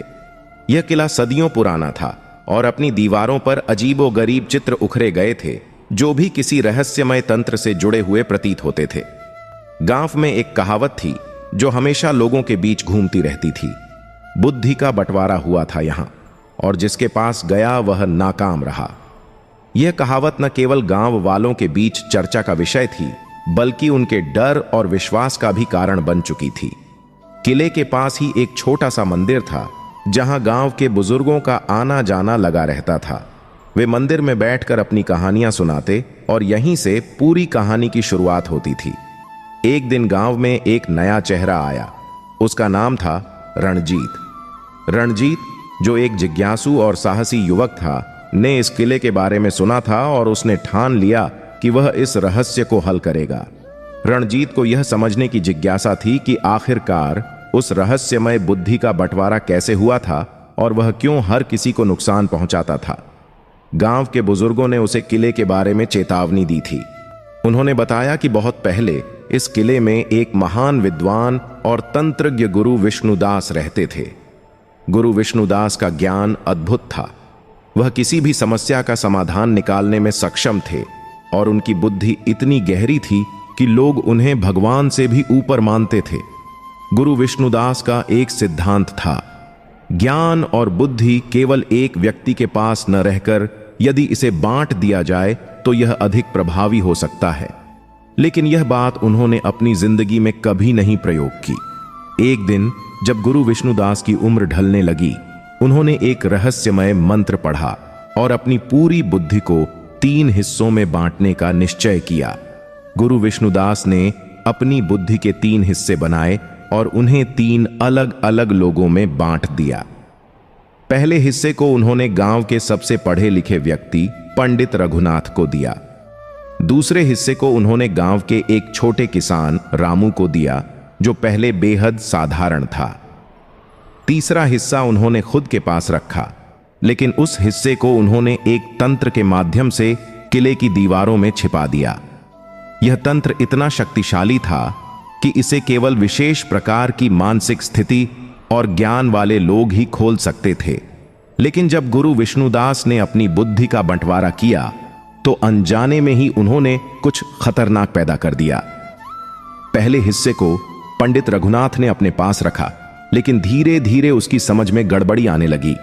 वह पहले जैसा नहीं रहा। उसकी तर्क शक्ति और विचारधारा अचानक से उलझने लगी और वह हर फैसले में गलतियां करने लगा। गांव के लोग हैरान थे कि पंडित रघुनाथ, जो पहले सबसे बुद्धिमान थे, अब ऐसे क्यों व्यवहार कर रहे थे। दूसरी ओर रामू, जो पहले अनपढ़ था, अब अचानक से बेहद तेज तर्रार और बुद्धिमान हो गया। वह पूरे गांव में मशहूर हो गया और लोग उसकी सलाह लेने आने लगे। लेकिन रामू की बुद्धि में एक छिपा हुआ भय था। वह अपनी नई बुद्धि के साथ हर चीज को अपनी तरह से देखने लगा और कभी कभी उसके फैसले अजीब होते थे। गुरु विष्णुदास का तीसरा हिस्सा, जो किले की दीवारों में छिपा था, धीरे धीरे गांव के वातावरण में फैलने लगा। यह बुद्धि का हिस्सा इतना शक्तिशाली था कि वह उन दोनों हिस्सों से कहीं अधिक प्रभावशाली था, परंतु कोई भी इस हिस्से तक पहुंचने में सक्षम नहीं था। गुरु विष्णुदास के निधन के बाद गांव में ऐसा कुछ हुआ जो आज भी लोगों की समझ से बाहर था। धीरे धीरे गांव में अजीब घटनाएं घटने लगीं। रात के अंधेरे में किले की दीवारों से कुछ आवाजें आने लगीं। लोग कहते थे कि वहां कुछ हो रहा है, पर कोई भी उसका मतलब समझ नहीं पा रहा था। कई लोग वहां जाने की कोशिश करते तो वापस नहीं लौटते थे। रणजीत का मन अब और भी अधिक जिज्ञासा से भर गया। उसने तय किया कि वह इस रहस्य को जानने के लिए किले में जाएगा और वहीं से तीसरे हिस्से को बाहर निकालने की रणजीत ने ठानी। लेकिन उसके मन में एक डर भी था। क्या वह तीसरे हिस्से तक पहुंचने में सफल होगा? क्या वह उस अज्ञात शक्ति का सामना कर सकेगा जो किले में समाई हुई थी? क्या वह किसी भी तरह से इस भयंकर रहस्य को हल कर पाएगा? यह सवाल उसके मन में लगातार घूम रहे थे, लेकिन उसने ठान लिया था कि वह इस रहस्य का पर्दाफाश करेगा। किले के पास पहुंचने पर रणजीत ने देखा कि वहां का वातावरण पहले से कहीं ज्यादा सन्नाटे में डूबा हुआ था। हवा में एक अजीब सी घबराहट थी और किले की दीवारों पर उकेरी गई आकृतियां जैसे उसे ताक रही थीं। क्या उसे सच में इस रहस्य तक पहुंचना चाहिए था, या फिर यह भी कोई प्राचीन चेतावनी थी जिसे नजरअंदाज करना उसकी जिंदगी के लिए खतरनाक हो सकता था? रणजीत के दिल में एक डर की लहर दौड़ गई, लेकिन उसने मन नहीं हारी और धीरे धीरे किले में दाखिल हुआ। किले का भीतर ही डरावना दिखाई देता था। अजीब अजीब शब्द दीवारों के प्रवाह के साथ गूंज रहे थे, मानो किसी बूढ़े के खतरनाक जागरण की आहट हो। रणजीत सोचने लगा कि क्या वह इन रहस्यों को सामने ला सकेगा? क्या वह भी उन लोगों में से एक बन जाएगा जो पहले किले में घुस चुके थे लेकिन कभी वापस नहीं लौटे? रणजीत किले में घुस चुका था। हर कदम पर उसके दिल की धड़कन तेज होती जा रही थी। किले का अंदरूनी हिस्सा और भी डरावना था। दीवारों पर उकेरी गई आकृतियां और बेतरतीब तंत्र मंत्र के संकेत मानो किसी अजीब जाल में बंधे हुए थे। सन्नाटे के बीच घबराए हुए रणजीत के कदम आगे बढ़ते जा रहे थे। तभी अचानक एक आवाज आई जिसने उसकी रीढ़ में कंपी पैदा कर दी। तुम कौन हो जो यहां आकर मेरे रहस्य को जानने की कोशिश कर रहे हो? यह आवाज किसी व्यक्ति की नहीं थी, न ही किसी जानवर की। यह एक गहरी गूंजती हुई आवाज थी, मानो किले की दीवारों से निकलकर आ रही हो। रणजीत डरते डरते बोला, मैं सिर्फ यह जानना चाहता हूं कि इस किले में क्या हो रहा है और यहां का रहस्य क्या है। वह चुप हो गया। फिर अचानक से एक और आवाज आई, लेकिन इस बार वह एक पहेली के रूप में थी। सुनो, तुम जो जानना चाहते हो वह आसान नहीं होगा। पहले मुझे यह हल करके दिखाओ, तभी तुम्हें आगे जाने की अनुमति मिलेगी। रणजीत की जिज्ञासा और भी बढ़ गई। वह जानता था कि यह कोई साधारण बात नहीं हो सकती। उसने गहरी सांस ली और आवाज से पूछा, ठीक है, बताइए। आवाज गूंज उठी और एक रहस्यमयी पहेली पूछी गई जो किले के भीतर गहराई से जुड़ी हुई थी। मैं क्या हूं जो सबका साथी हूं, पल पल बदलता हूं, फिर भी समझ में नहीं आता हूं। मैं छुपा रहता हूं सभी की आंखों से, फिर भी हर कदम पर तुम्हारे साथ चलता हूं।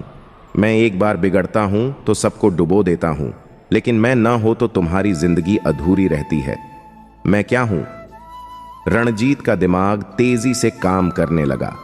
यह पहेली कुछ ऐसी थी जिसे हल करना आसान नहीं था। उसने सोचने की प्रक्रिया शुरू की। क्या यह कोई मानसिक स्थिति हो सकती है, या कोई ऐसा तत्व जिसे हर इंसान महसूस करता है? कुछ समय तक गहरे विचार के बाद अचानक उसके मन में उत्तर आया। क्या यह विचार हो सकता है? रणजीत ने आवाज से पूछा, क्या यह पहेली विचार के बारे में है? आवाज कुछ पलों के लिए चुप हो गई और फिर बोली, तुम सही हो, यह विचार है। विचार ही हर एक का साथी है। वह पल पल बदलते रहते हैं, सबसे छुपे होते हैं, पर हर कदम पर इंसान के साथ चलते हैं।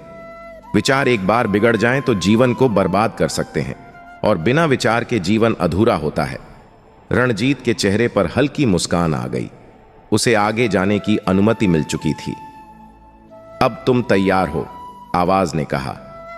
लेकिन याद रखना, यह किला सिर्फ तुम्हारी बुद्धि से नहीं, तुम्हारे आत्मविश्वास और साहस से भी जुड़ी हुई रहस्यमयी चीजों को खोलता है। क्या तुम अब भी तैयार हो? रणजीत ने दृढ़ता के साथ जवाब दिया, मैं तैयार हूं। मुझे इस रहस्य का हल निकालना है। आवाज ने फिर से कहा, अगर तुम सही रास्ते पर हो तो आगे बढ़ो, लेकिन अगर तुम्हें घबराहट का कोई संकेत महसूस हो तो समझ लो कि तुम गलत रास्ते पर हो। रणजीत ने एक नई उम्मीद और साहस के साथ कदम बढ़ाए। उसकी आंखों में एक चमक थी और उसके मन में विचारों का तूफान मचल रहा था। उसने यह जान लिया कि उसकी यात्रा आसान नहीं होगी, लेकिन उसने ठान लिया कि वह इस रहस्य को सुलझा कर ही रहेगा। रणजीत का मन पूरी तरह से इस रहस्य में डूब चुका था। किले की दीवारों के भीतर छिपे तंत्र मंत्र, रहस्यमयी पहेलियां और आवाजें उसके साहस और जिज्ञासा को और भी बढ़ा रही थीं। उसे समझ में आ चुका था कि इस रहस्य को सुलझाने के लिए सिर्फ ज्ञान ही नहीं, बल्कि साहस और आत्मविश्वास भी उसकी सबसे बड़ी ताकत होंगे। अब तक वह जिस रास्ते पर चल रहा था वह और भी घना और खतरनाक होता जा रहा था। किले के अंदर हर कदम पर एक नई चुनौती उसका इंतजार कर रही थी। वह एक लंबे सीढ़ीदार रास्ते से नीचे जा रहा था, जहां घना अंधेरा छाया हुआ था। जैसे ही वह सीढ़ियां उतरने लगा, उसकी आंखों के सामने कुछ विचित्र आकृतियां नजर आने लगीं। यह आकृतियां दीवारों पर उकेरी गई थीं, लेकिन उनके आकार और रूप बहुत अजीब थे।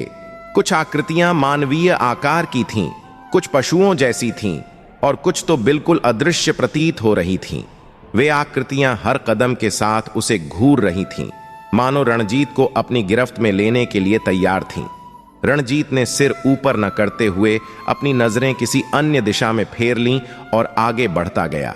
आखिरकार उसकी नजरें एक और चौंकाने वाला दृश्य देखती हैं। एक बड़ा सा कक्ष, जिसमें एक अद्भुत चमकता हुआ स्फटिक जैसा पत्थर रखा था।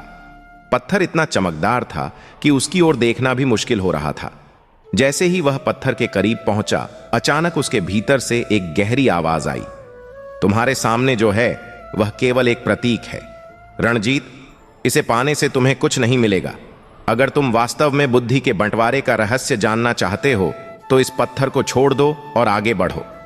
यह आवाज वही थी जो पहले भी किले में गूंज चुकी थी, लेकिन अब उसमें और भी गहराई और भय था। रणजीत ने ठान लिया था कि वह उस पत्थर को नहीं छुएगा। वह जानता था कि यदि उसने इसे छुआ तो यह किला एक और भ्रम में उसे फंसा सकता था। उसने कक्ष से पीछे मुड़ते हुए बाहर की ओर बढ़ना शुरू किया।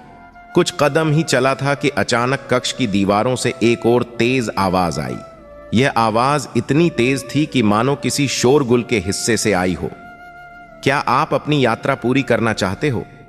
क्या आप सचमुच इस रहस्य को जानने के लिए तैयार हो? रणजीत ने गहरी सांस ली और साहस के साथ जवाब दिया, हां, मैं तैयार हूं। मुझे इस रहस्य का हल चाहिए। रणजीत ने ठान लिया और आगे बढ़ता गया। अचानक उसके सामने एक और रास्ता आया। यह रास्ता पूरी तरह से अंधेरे में डूबा हुआ था। अंधेरे और सन्नाटे के बावजूद रणजीत ने डरते हुए भी उस रास्ते को अपना लिया। जैसे जैसे वह आगे बढ़ता गया, उसे कुछ विचित्र आवाजें सुनाई देने लगीं। ये आवाजें किसी इंसान की नहीं, बल्कि किसी आत्मा जैसी लग रही थीं। हालांकि वह थोड़ा घबराया, लेकिन उसे भरोसा था कि वह सही रास्ते पर है। आखिरकार वह एक बड़े कक्ष में पहुंच गया। कक्ष के बीचों बीच एक बड़ा ताबूत रखा हुआ था। ताबूत पर एक अजीब सा प्रतीक बना था। रणजीत ने पहले तो इसे सामान्य ताबूत समझा, लेकिन जैसे ही उसकी नजर उस प्रतीक पर पड़ी, उसके दिल की धड़कन और भी तेज हो गई।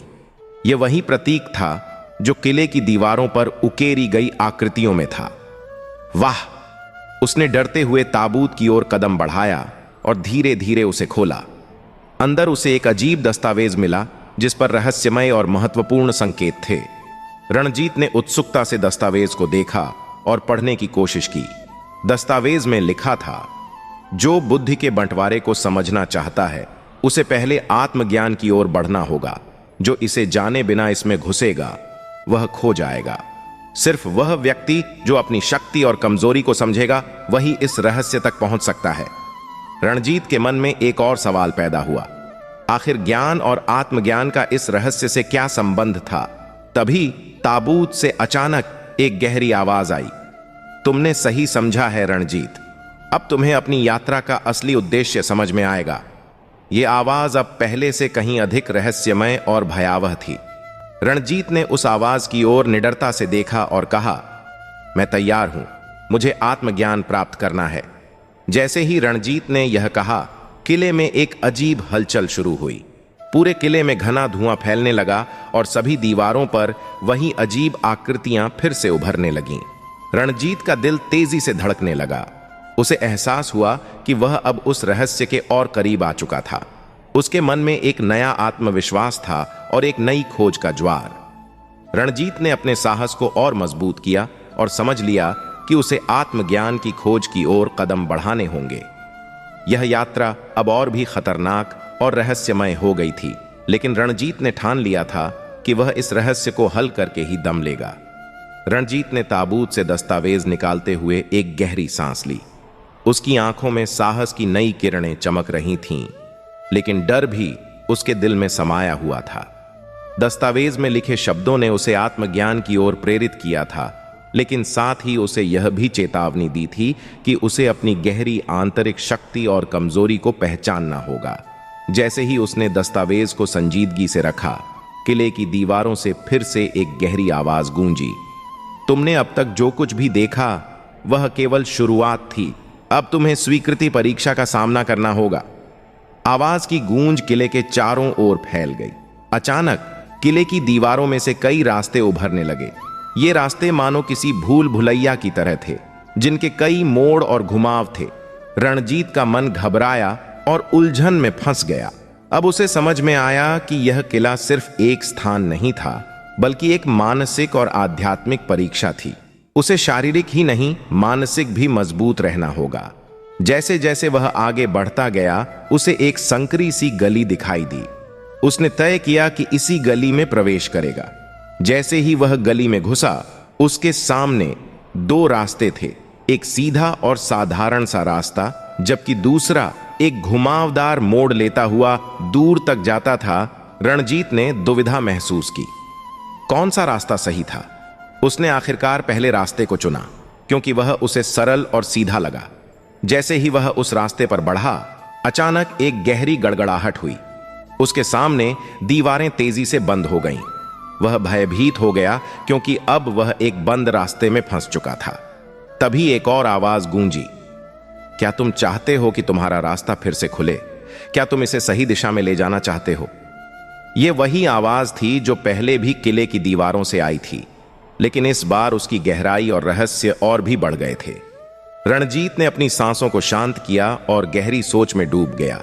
उसे महसूस हुआ कि यह किला केवल एक रहस्यमय जगह नहीं थी, बल्कि एक मानसिक और आध्यात्मिक चुनौती थी।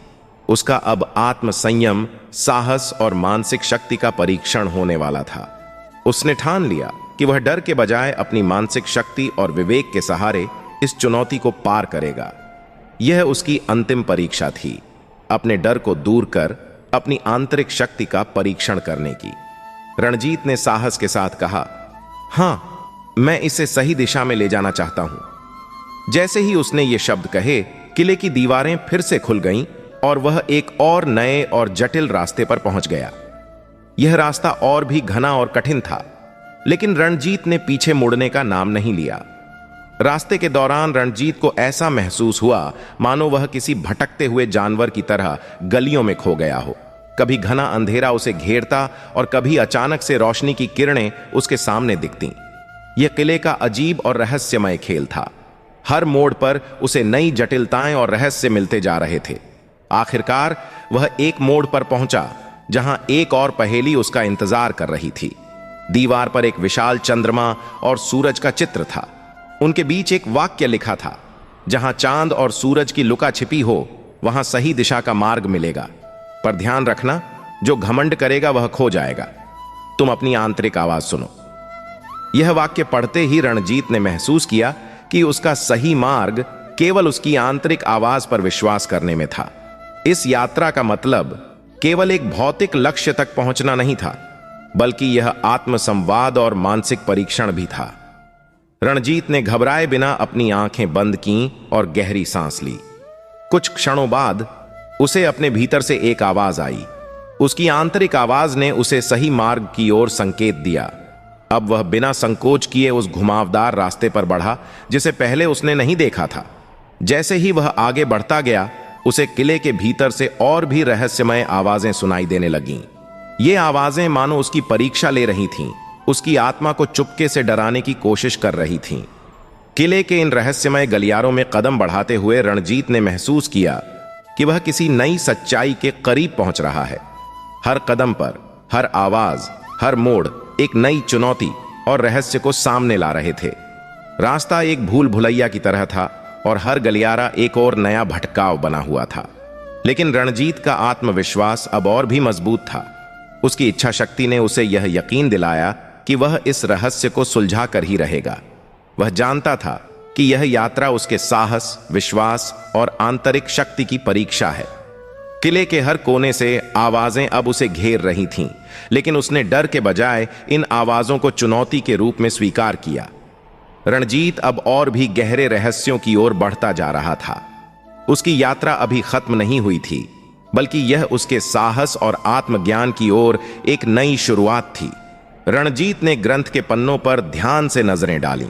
उसके हाथों में वह पुराना ग्रंथ था जिसमें रहस्यमय प्रतीक और गूढ़ शब्द अंकित थे। जो इस ग्रंथ को पढ़ेगा उसे दिमागी संघर्ष का सामना करना पड़ेगा। जब तुम्हारी बुद्धि का बंटवारा होगा तब तुम्हें सही रास्ते की पहचान करनी होगी। इस वाक्य ने रणजीत के दिल को झकझोर दिया। उसे यह समझ में आया कि इस किले में सिर्फ एक भौतिक मार्ग ही नहीं था, बल्कि उसे अपनी मानसिक शक्ति और आंतरिक ज्ञान के साथ एक भयानक परीक्षा का सामना करना था। ग्रंथ को पढ़ते ही अचानक कक्ष में माहौल बदलने लगा। चारों ओर अंधेरा घना होता गया और उसे एक अजीब सी सिहरन महसूस हुई। क्या हो रहा है? रणजीत ने सोचा। जैसे ही उसने एक और पन्ना पलटा, कक्ष में एक अजीब सन्नाटा छा गया। पंखा, जो अभी तक धीमी गति से घूम रहा था, अचानक रुक गया। रणजीत ने देखा कि ग्रंथ के पन्नों पर अब एक और संदेश उभर कर आया था। तुमने जिस रास्ते को चुना वह तुम्हें सच्चाई तक ले जाएगा, लेकिन यह रास्ता कठिन और खतरनाक है। तुम्हें अब अपनी बुद्धि और साहस का सही इस्तेमाल करना होगा। रणजीत ने गहरी सांस ली और ग्रंथ के इस रहस्यमयी संदेश को ध्यान से पढ़ा। उसके दिमाग में कई विचार आने लगे।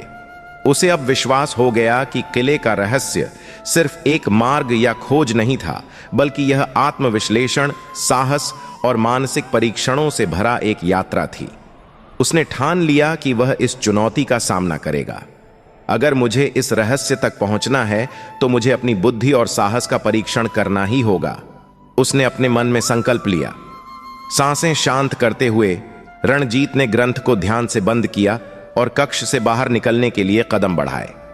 उसे पता था कि यह सिर्फ शुरुआत थी और उसके सामने और भी कई परीक्षाएं और खतरे होंगे, लेकिन उसका आत्मविश्वास अब पहले से कहीं अधिक मजबूत था। रणजीत ने आत्मविश्वास से कहा।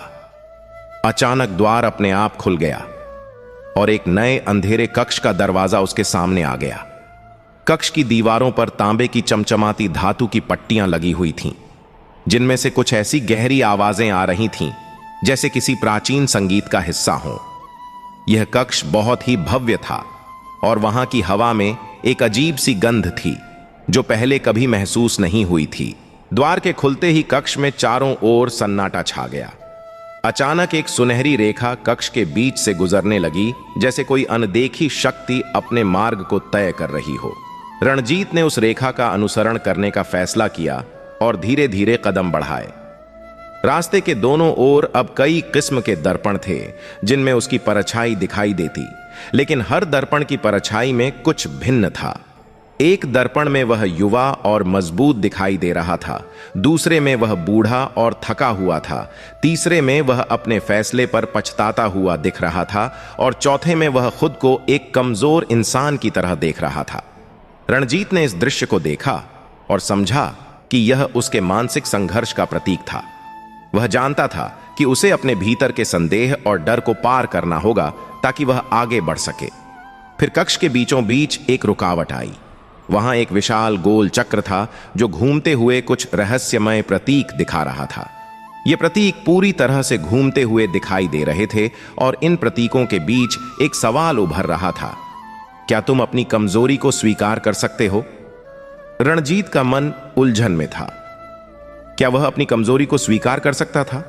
यह वह क्षण था जब उसे खुद से ईमानदार होना था। वह जानता था कि हर इंसान की कुछ कमजोरियां होती हैं, लेकिन वह अपनी इन्हीं कमजोरियों को पार कर अपने उद्देश्य को पूरा करने के लिए पूरी तरह तैयार था।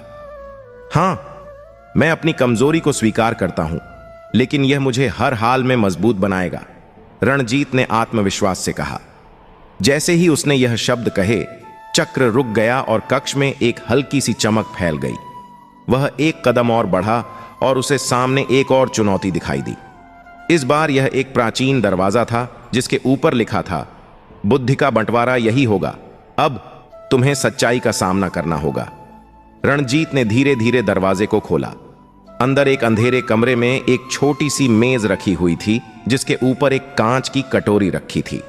कटोरी में एक चमकदार रत्न रखा था जो एक अदृश्य ऊर्जा से चमक रहा था। लेकिन रत्न के आसपास एक और सवाल उभर रहा था। क्या तुम अपने दिमाग की सबसे बड़ी कमजोरी को पहचान पाओगे और उसे सही दिशा में मोड़ पाओगे? रणजीत ने एक गहरी सांस ली और रत्न को ध्यान से देखा। यह रत्न उसके सामने बुद्धि के बंटवारे का प्रतीक था।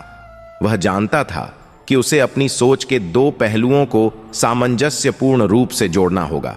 एक तरफ उसकी मानसिक क्षमता और दूसरी तरफ उसका आत्मविश्वास। उसने कटोरी में रखा रत्न उठाया और जैसे ही उसने उसे अपने हाथों में लिया, रत्न की चमक और भी तेज हो गई और पूरे कक्ष में एक हल्की सी रोशनी फैल गई। अचानक कक्ष में चारों ओर से आवाजें आने लगीं, जैसे कि किले की दीवारें उसे अंतिम चुनौती देने के लिए तैयार हो रही हों। क्या तुम अब भी संकोच करोगे? यह आवाज अब और भी रहस्यमय हो गई थी। रणजीत ने रत्न को मजबूती से पकड़ा और कहा, मैं अब संकोच नहीं करूंगा। यह रत्न, यह चुनौती और यह किला मुझे अपने भीतर के सच को समझने का मौका दे रहे हैं।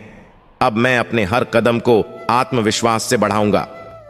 तभी कक्ष की दीवारें दरकने लगीं और एक रास्ता उभरने लगा। यह रास्ता सीधे उस गहरी गुफा की ओर जाता था। रणजीत ने जैसे ही रास्ते की ओर कदम बढ़ाया, वह महसूस करने लगा कि किले के रहस्य को सुलझाने के बाद अब कुछ महत्वपूर्ण सीखने का समय आ चुका था। रास्ता अब और भी अधिक संकीर्ण हो चुका था और उसके हर कदम के साथ किले की गहराई का प्रभाव बढ़ता जा रहा था। लेकिन वह बिना किसी डर के आगे बढ़ रहा था, क्योंकि वह अब समझ चुका था कि इस यात्रा का अंत केवल एक रहस्य से जुड़ा नहीं था, बल्कि अपने अंदर की गहरी सच्चाइयों का सामना करने से भी था। रास्ते में हर मोड़ पर उसे कुछ नई चुनौती का सामना करना पड़ रहा था और किले की दीवारों पर उकेरे गए पुराने मंत्र और संदेश उसे और भी गहरे ज्ञान की ओर अग्रसर कर रहे थे। उसे यह समझ में आ चुका था कि यह किला न केवल भौतिक स्थान था, बल्कि यह एक मानसिक और आध्यात्मिक यात्रा का प्रतीक था। अचानक वह एक बड़े खुले कक्ष में पहुंच गया। कक्ष में एक विशाल शिला रखी हुई थी और उसके ऊपर एक अजीब सा चिन्ह बना था। यह चिन्ह वह पहले ही ग्रंथ में देख चुका था और उसे यह अब समझ में आ गया कि यह उस अंतिम ज्ञान का प्रतीक था जिसे वह खोज रहा था। शिला के पास एक पुराना पात्र रखा था जिसमें जल भरा हुआ था। तुम्हारे सामने आखिरी कदम है रणजीत, कहकर कक्ष में गूंजती हुई आवाज आई। यह जल तुम्हारे ज्ञान का अंतिम द्वार खोलेगा, लेकिन तुम्हें इसे पवित्रता और सत्य के साथ ग्रहण करना होगा। यह जल तुम्हारे भीतर के बंटवारे को समाप्त करेगा और तुम्हारी बुद्धि को एक नई दिशा देगा। रणजीत ने उस जल को ध्यान से देखा और समझा कि यह जल उसे उस बंटवारे से मुक्ति दिलाएगा जो उसके मन में शुरू से था। उसने जल को अपनी हथेली में लिया और धीरे धीरे पी लिया। जैसे ही जल उसके गले में उतरा, एक अद्भुत बदलाव हुआ। उसे ऐसा महसूस हुआ जैसे उसके भीतर कोई भारी बोझ हल्का हो गया हो और उसकी सोच और समझ अब पहले से कहीं अधिक स्पष्ट हो गई हो। अब उसने महसूस किया कि बुद्धि का बंटवारा असल में उस मानसिक संघर्ष का प्रतीक था जो उसने अपने भीतर कभी महसूस किया था। यह संघर्ष केवल बाहर की दुनिया से नहीं, बल्कि खुद से था। वह हर दिन अपनी कमजोरियों और संकोच से लड़ रहा था और अब उसे यह एहसास हुआ कि उसकी असली ताकत उसके भीतर छिपी हुई थी। रणजीत ने अपनी आंखें बंद कर लीं और फिर जब उसने उन्हें खोला तो उसके सामने वही रत्न था जो उसने पहले कक्ष में देखा था। यह रत्न अब और भी चमकदार हो गया था और उसमें चमक की एक नई उम्मीद महसूस हो रही थी। उसने उस रत्न को फिर से अपनी हथेली में लिया और समझ गया कि अब वह पूरी तरह से अपने ज्ञान से जुड़ चुका है। तुमने सही मार्ग चुना। फिर वही आवाज आई, अब तुम्हारी बुद्धि पूरी तरह से एकजुट हो चुकी है, तुम अब सचमुच तैयार हो। रणजीत ने उस रत्न को सीने से लगा लिया और किले के अंतिम द्वार की ओर बढ़ने लगा। जैसे ही वह द्वार से बाहर निकला, उसके सामने पूरी दुनिया नई नजर आने लगी। उसे अब यह समझ में आ गया कि किले का रहस्य सिर्फ बाहरी नहीं बल्कि अंदर की दुनिया को जानने से जुड़ा था। उसकी मानसिक शक्ति, आत्मविश्वास और ज्ञान ने उसे वह रास्ता दिखाया था जो उसकी सबसे बड़ी चुनौती को पार करने में सक्षम था। रणजीत ने अब पूरी दुनिया को एक नए दृष्टिकोण से देखा। वह जानता था कि वह जो कुछ भी अब तक समझ चुका था वह सिर्फ उसके भीतर के संघर्षों और सवालों का परिणाम था। अब वह पूरी तरह से तैयार था जीवन के किसी भी संघर्ष का सामना करने के लिए, क्योंकि उसे यह एहसास हो चुका था कि सबसे बड़ी ताकत आत्मविश्वास, ज्ञान और सही दिशा में सोचने की शक्ति में होती है। यह किला जो एक समय पर एक डरावने और रहस्यमय स्थान के रूप में था, अब रणजीत के लिए एक ज्ञान का केंद्र बन चुका था। उसने इस किले से केवल रहस्यों का खुलासा नहीं किया था बल्कि अपने जीवन की सबसे बड़ी शिक्षा भी प्राप्त की थी। जब तक तुम अपने भीतर के संकोच, डर और भ्रम को समाप्त नहीं करोगे तब तक तुम्हारी बुद्धि का बंटवारा बना रहेगा। लेकिन जब तुम अपने भीतर से पूरी तरह से जुड़ जाओगे तो तुम्हारी सोच स्पष्ट हो जाएगी और तुम जीवन के हर पहलू को समझ सकोगे। रणजीत ने किले से बाहर निकलते हुए आकाश की ओर देखा। वह जानता था कि अब उसे अपने जीवन के अगले अध्याय में और भी अधिक साहस और धैर्य के साथ कदम बढ़ाने होंगे। किले का रहस्य हल हो चुका था और वह अब आत्मज्ञान की ओर एक नई यात्रा पर निकल पड़ा था। 7. सुख और दुख जीवन के दो पहिए। जीवन में सुख और दुख दोनों एक साथ चलते हैं, जैसे दो पहिए। यह विचार हर व्यक्ति के जीवन में कभी न कभी आता है और यही सच्चाई है कि जीवन के इन दो पहलुओं को समझने और उनका सामना करने का तरीका हमारे मानसिक और आध्यात्मिक विकास का आधार है। दोस्तों, आगे बढ़ने से पहले हे श्री कृष्ण, जो भी इस वीडियो को देख रहे हैं उन पर आपकी कृपा दृष्टि सदैव बनी रहे, उनकी हर समस्या का समाधान हो, उनका जीवन शांति, प्रेम और समृद्धि से भर जाए। और मित्रों, यदि आपको यह वीडियो पसंद आए तो कृपया इसे लाइक करें और हमारे चैनल परम आनंद को सब्सक्राइब करना न भूलें। 150। इससे आप हमारी श्री कृष्ण से जुड़ी और प्रेरणादायक ज्ञान को कभी मिस नहीं करेंगे। साथ ही नीचे कमेंट बॉक्स में जय श्री कृष्ण अवश्य लिखें ताकि आपका जुड़ाव प्रभु से और गहरा हो सके। तैयार हैं? हमें अपने जीवन के हर अनुभव को सीखने और बढ़ने के अवसर के रूप में देखना चाहिए। कृष्ण के उपदेशों से यह स्पष्ट होता है कि सुख और दुख एक दूसरे के पूरक हैं। दोनों की उपस्थिति का जीवन में होना आवश्यक है, क्योंकि इन दोनों के बीच की दूरी को समझने के बाद ही हम जीवन के वास्तविक अर्थ को जान सकते हैं। सुख और दुख दोनों के बीच संतुलन बनाने के लिए हमारी सोच और दृष्टिकोण का सही होना जरूरी है। कृष्ण ने गीता में कहा है, जो व्यक्ति सुख और दुख में समान दृष्टि रखता है वह परमात्मा के समीप है। जब हम सुख की बात करते हैं तो हमारे मन में एक ऐसा एहसास आता है जो हमें खुशी, शांति, संतोष और आत्मिक सुख प्रदान करता है। यह हमें लगता है कि हम सब कुछ पा चुके हैं, हमारी इच्छाएं पूरी हो गई हैं और हम आराम और सुख में जी रहे हैं। लेकिन जैसे ही दुख आता है तो हमारा मन और जीवन बदल जाता है। हम दुख के समय में खुद को अकेला महसूस करते हैं और जीवन का उद्देश्य खो जाता है। लेकिन कृष्ण के अनुसार सुख और दुख दोनों को समान रूप से स्वीकार करना चाहिए। जीवन का उद्देश्य केवल सुखी होना नहीं है, बल्कि दुखों से उभरने की शक्ति प्राप्त करना और उनका सही तरीके से सामना करना है। कृष्ण ने अर्जुन को यह उपदेश दिया था कि सुख और दुख दोनों ही अस्थिर हैं और किसी भी स्थिति में हमारी प्रतिक्रिया महत्वपूर्ण होती है। भगवान श्री कृष्ण ने गीता में कहा है, जो व्यक्ति दुखों में भी शांत रहता है वह वास्तव में सच्चा योगी है। यह बात हमें यह सिखाती है कि हमें दुख में भी अपने मन को शांत और स्थिर बनाए रखने का प्रयास करना चाहिए। दुख आने पर हमें घबराने की बजाय उसे एक अवसर के रूप में देखना चाहिए। जब हम किसी कठिनाई का सामना करते हैं तो वह हमें अपनी ताकत और धैर्य को पहचानने का अवसर देती है। दुख हमें यह सिखाता है कि जीवन केवल सुखों का नहीं है, बल्कि यह हमें हमारे भीतर की शक्ति को पहचानने और विकसित करने का मौका देता है। कृष्ण ने अर्जुन से कहा था कि हमें अपने कर्मों का फल भगवान पर छोड़ देना चाहिए और निष्कलंक मन से अपने कार्यों को करना चाहिए। जब हम अपने कर्मों में ईमानदारी और परिश्रम रखते हैं तो भले ही हमें तत्काल परिणाम न मिले, लेकिन भगवान की कृपा से हमारे जीवन में सकारात्मक परिवर्तन आएगा। हमारे जीवन में सुख और दुख के अनुभव सीधे तौर पर हमारी मानसिक स्थिति और दृष्टिकोण पर निर्भर करते हैं। अगर हम सिर्फ सुख की तलाश में रहते हैं तो हम दुख को भाग्य या भगवान की इच्छा मानते हैं और यह हमारी मानसिक शांति को प्रभावित करता है। दूसरी ओर, अगर हम दुख को एक चुनौती के रूप में स्वीकार करते हैं तो हम उसे जीवन के अनुभवों में से एक समझ सकते हैं।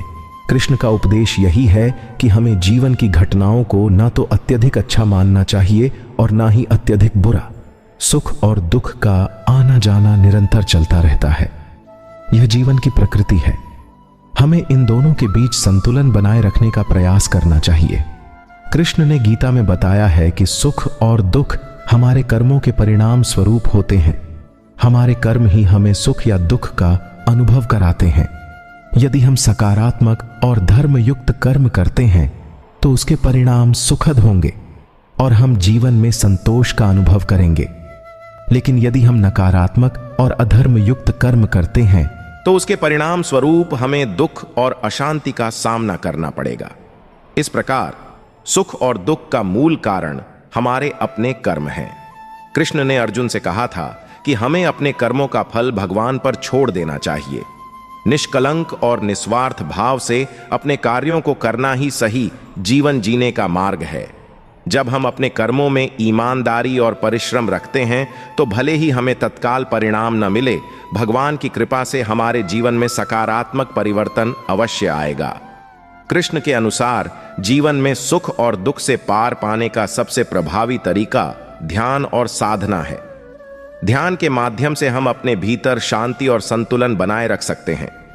जब हमारा मन शांत और स्थिर होता है तो बाहरी परिस्थितियां हमें अधिक प्रभावित नहीं कर पाती। कृष्ण ने अर्जुन को सिखाया था कि कर्म में निष्ठा और ध्यान से हम अपने मन को शुद्ध और स्थिर बना सकते हैं। हमारे भीतर एक गहरी शक्ति है जो हमें हर दुख से उभरने की क्षमता देती है। यह शक्ति तब जागृत होती है जब हम ध्यान और साधना के माध्यम से अपने मन और आत्मा को शुद्ध करते हैं। भगवान श्री कृष्ण ने कहा है, जो व्यक्ति निरंतर ध्यान में रहता है वह किसी भी परिस्थिति में शांत और स्थिर रहता है। यह सिखाता है कि जीवन के सुख दुख रूपी दो पहियों के संतुलन को समझने के बाद हम देख सकते हैं कि ये दोनों हमें सिखाने के लिए आते हैं। सुख हमें आंतरिक शांति, संतोष और कृतज्ञता का अनुभव कराता है, वहीं दुख हमें हमारी आंतरिक शक्ति और सहन शक्ति का एहसास दिलाता है। सुख और दुख दोनों ही हमें जीवन के गहरे अर्थ को समझने का अवसर प्रदान करते हैं। यही कृष्ण का संदेश है कि इन दोनों को समान रूप से स्वीकार करें और अपने जीवन में संतुलन बनाए रखें। कृष्ण के उपदेशों को समझकर और उनका पालन करके हम जीवन में किसी भी परिस्थिति में संतुलित और शांति से रह सकते हैं। सुख और दुख के इन दोनों पहलुओं को अपनाकर हम जीवन में वास्तविक सुख और शांति पा सकते हैं। जीवन का उद्देश्य केवल सुखी होना नहीं है, बल्कि दुखों से सीखना और उन्हें पार करना है। जब हम कृष्ण के उपदेशों के अनुसार अपने जीवन को जीते हैं तो हम हर परिस्थिति में शांति और संतुलन बनाए रख सकते हैं। कृष्ण के जीवन और उपदेशों में हमें यह सीखने को मिलता है कि सुख और दुख दोनों ही जीवन के अनिवार्य पहलू हैं। जब तक हम इन दोनों को समझते हुए जीवन जीते हैं, तब तक हम जीवन की वास्तविकता को समझ सकते हैं। भगवान श्री कृष्ण ने गीता में कहा है कि इस संसार में सुख और दुख दोनों का आना जाना है और दोनों के बिना जीवन अधूरा है। सुख का अनुभव हमें अच्छे कर्मों और सकारात्मक सोच से मिलता है, वहीं दुख हमें हमारी गलतियों और कर्मों के परिणाम से मिलता है। इसलिए यह जरूरी है कि हम जीवन के हर पहलू को स्वीकार करें और उसी के अनुसार अपने कदम बढ़ाएं। कृष्ण ने जीवन के हर पहलू में संतुलन बनाए रखने की बात की है।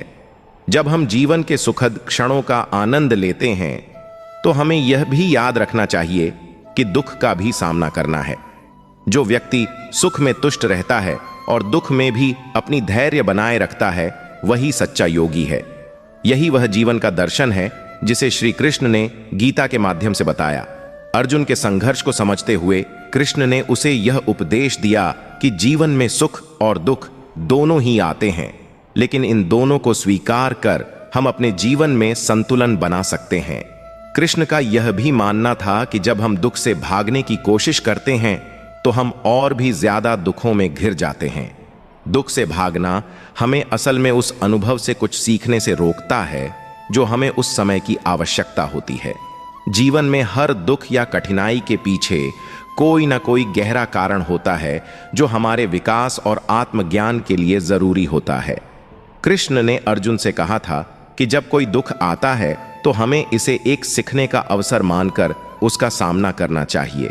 दुख हमें अपनी कमजोरियों का एहसास कराता है और हमें उन पर काम करने का मौका देता है। सुख और दुख के अनुभव हमारे मानसिक, शारीरिक और आध्यात्मिक विकास को प्रभावित करते हैं। अगर हम केवल सुख के लिए जीते हैं और दुखों से बचने का प्रयास करते हैं तो हम जीवन के असल उद्देश्य को भूल जाते हैं। कृष्ण ने कहा था कि जीवन का उद्देश्य केवल सुख का अनुभव करना नहीं है, बल्कि वह हमें यह सिखाता है कि हम अपनी शक्ति, धैर्य और आत्मनियंत्रण से दुखों का सामना कैसे करें। कृष्ण के जीवन में जब उन्होंने अर्जुन को गीता का उपदेश दिया, तब उन्होंने उसे यह समझाया कि यदि हम अपने जीवन को धर्म, कर्म और भक्ति के आधार पर जीते हैं तो हमें ना तो सुख की लालसा होगी और ना ही दुख का भय। गीता का संदेश यही है कि हम अपने कर्मों में निष्ठा रख, परिणामों की चिंता न करें और हर स्थिति में संतुलित रहें। यदि हम यही सिद्धांत अपने जीवन में उतारते हैं तो हम न केवल सुख और दुख को समझ पाएंगे, बल्कि हम जीवन के प्रत्येक पहलू में संतुलन और शांति पा सकते हैं।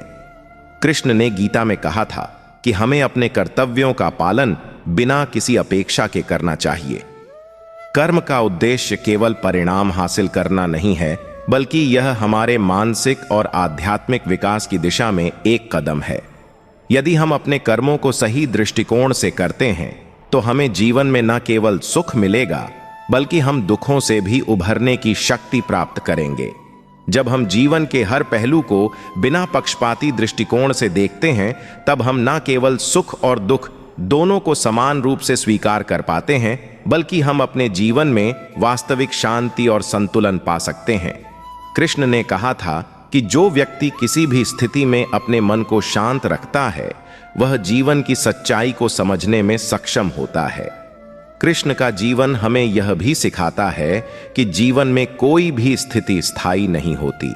सुख और दुख दोनों समय के साथ बदलते हैं। जब हम यह समझते हैं कि सुख और दुख अस्थिर हैं, तो हम जीवन को सहजता से स्वीकार कर पाते हैं। जैसे एक नदी के बहाव में रुकावटें आती हैं, वैसे ही हमारे जीवन में भी सुख और दुख के क्षण आते हैं। इस बात को समझकर हम जीवन को बेहतर तरीके से जी सकते हैं। कृष्ण के जीवन में यह भी देखा गया कि वह दुखों के बावजूद न केवल शांत रहते थे, बल्कि उन्होंने अपनी स्थिति का सामना करते हुए अच्छे कर्म किए। उन्होंने कभी भी किसी भी परिस्थिति से भागने का प्रयास नहीं किया। यही कारण है कि उन्होंने अर्जुन को गीता के माध्यम से यह संदेश दिया कि जीवन में हम जितना अधिक कर्तव्य और ईमानदारी से काम करेंगे, उतना ही अधिक हमें सुख मिलेगा और दुखों से उभरने की शक्ति मिलेगी। सुख और दुख की सच्चाई को जानने के बाद हम अपने जीवन को एक नई दृष्टि से देख सकते हैं। हमें अब यह समझना होगा कि जीवन के हर अनुभव को हमें एक शिक्षा के रूप में देखना चाहिए, चाहे वह सुख हो या दुख। जब हम अपने दृष्टिकोण को सही बनाए रखते हैं तो हम किसी भी परिस्थिति में शांति और संतुलन बना सकते हैं।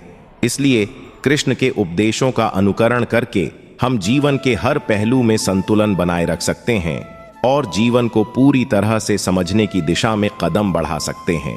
जब हम सुख और दुख दोनों को समान रूप से स्वीकार करते हैं, तब हम न केवल अपने जीवन में शांति पा सकते हैं, बल्कि हम दूसरों को भी इस संतुलन का एहसास करा सकते हैं। जीवन में अगर आपको कोई चीज रोक रही है, तो वह सिर्फ और सिर्फ आपकी खुद की सोच है। इस दुनिया में ऐसा कोई भी काम नहीं जो असंभव हो।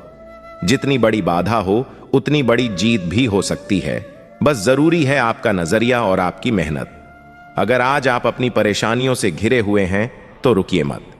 आज का ये वीडियो आपको प्रेरणा देगा, आपके अंदर के आत्मविश्वास को जगाएगा और आपको वो ताकत देगा जिससे आप हर कठिनाई का सामना कर सकते हैं। श्री कृष्ण कहते हैं, जो व्यक्ति भूतकाल के बोझ को ढोता है या भविष्य की चिंता में डूबा रहता है, वह कभी वर्तमान का आनंद नहीं ले पाता। जीवन का सार वर्तमान में है, क्योंकि केवल यही पल सत्य है। भूतकाल बीत चुका है और भविष्य अभी आया नहीं है। अब जरा सोचिए, हम अपनी जिंदगी में कितने ही लोगों से मिलते हैं, कुछ हंसमुख और कुछ चिंताग्रस्त।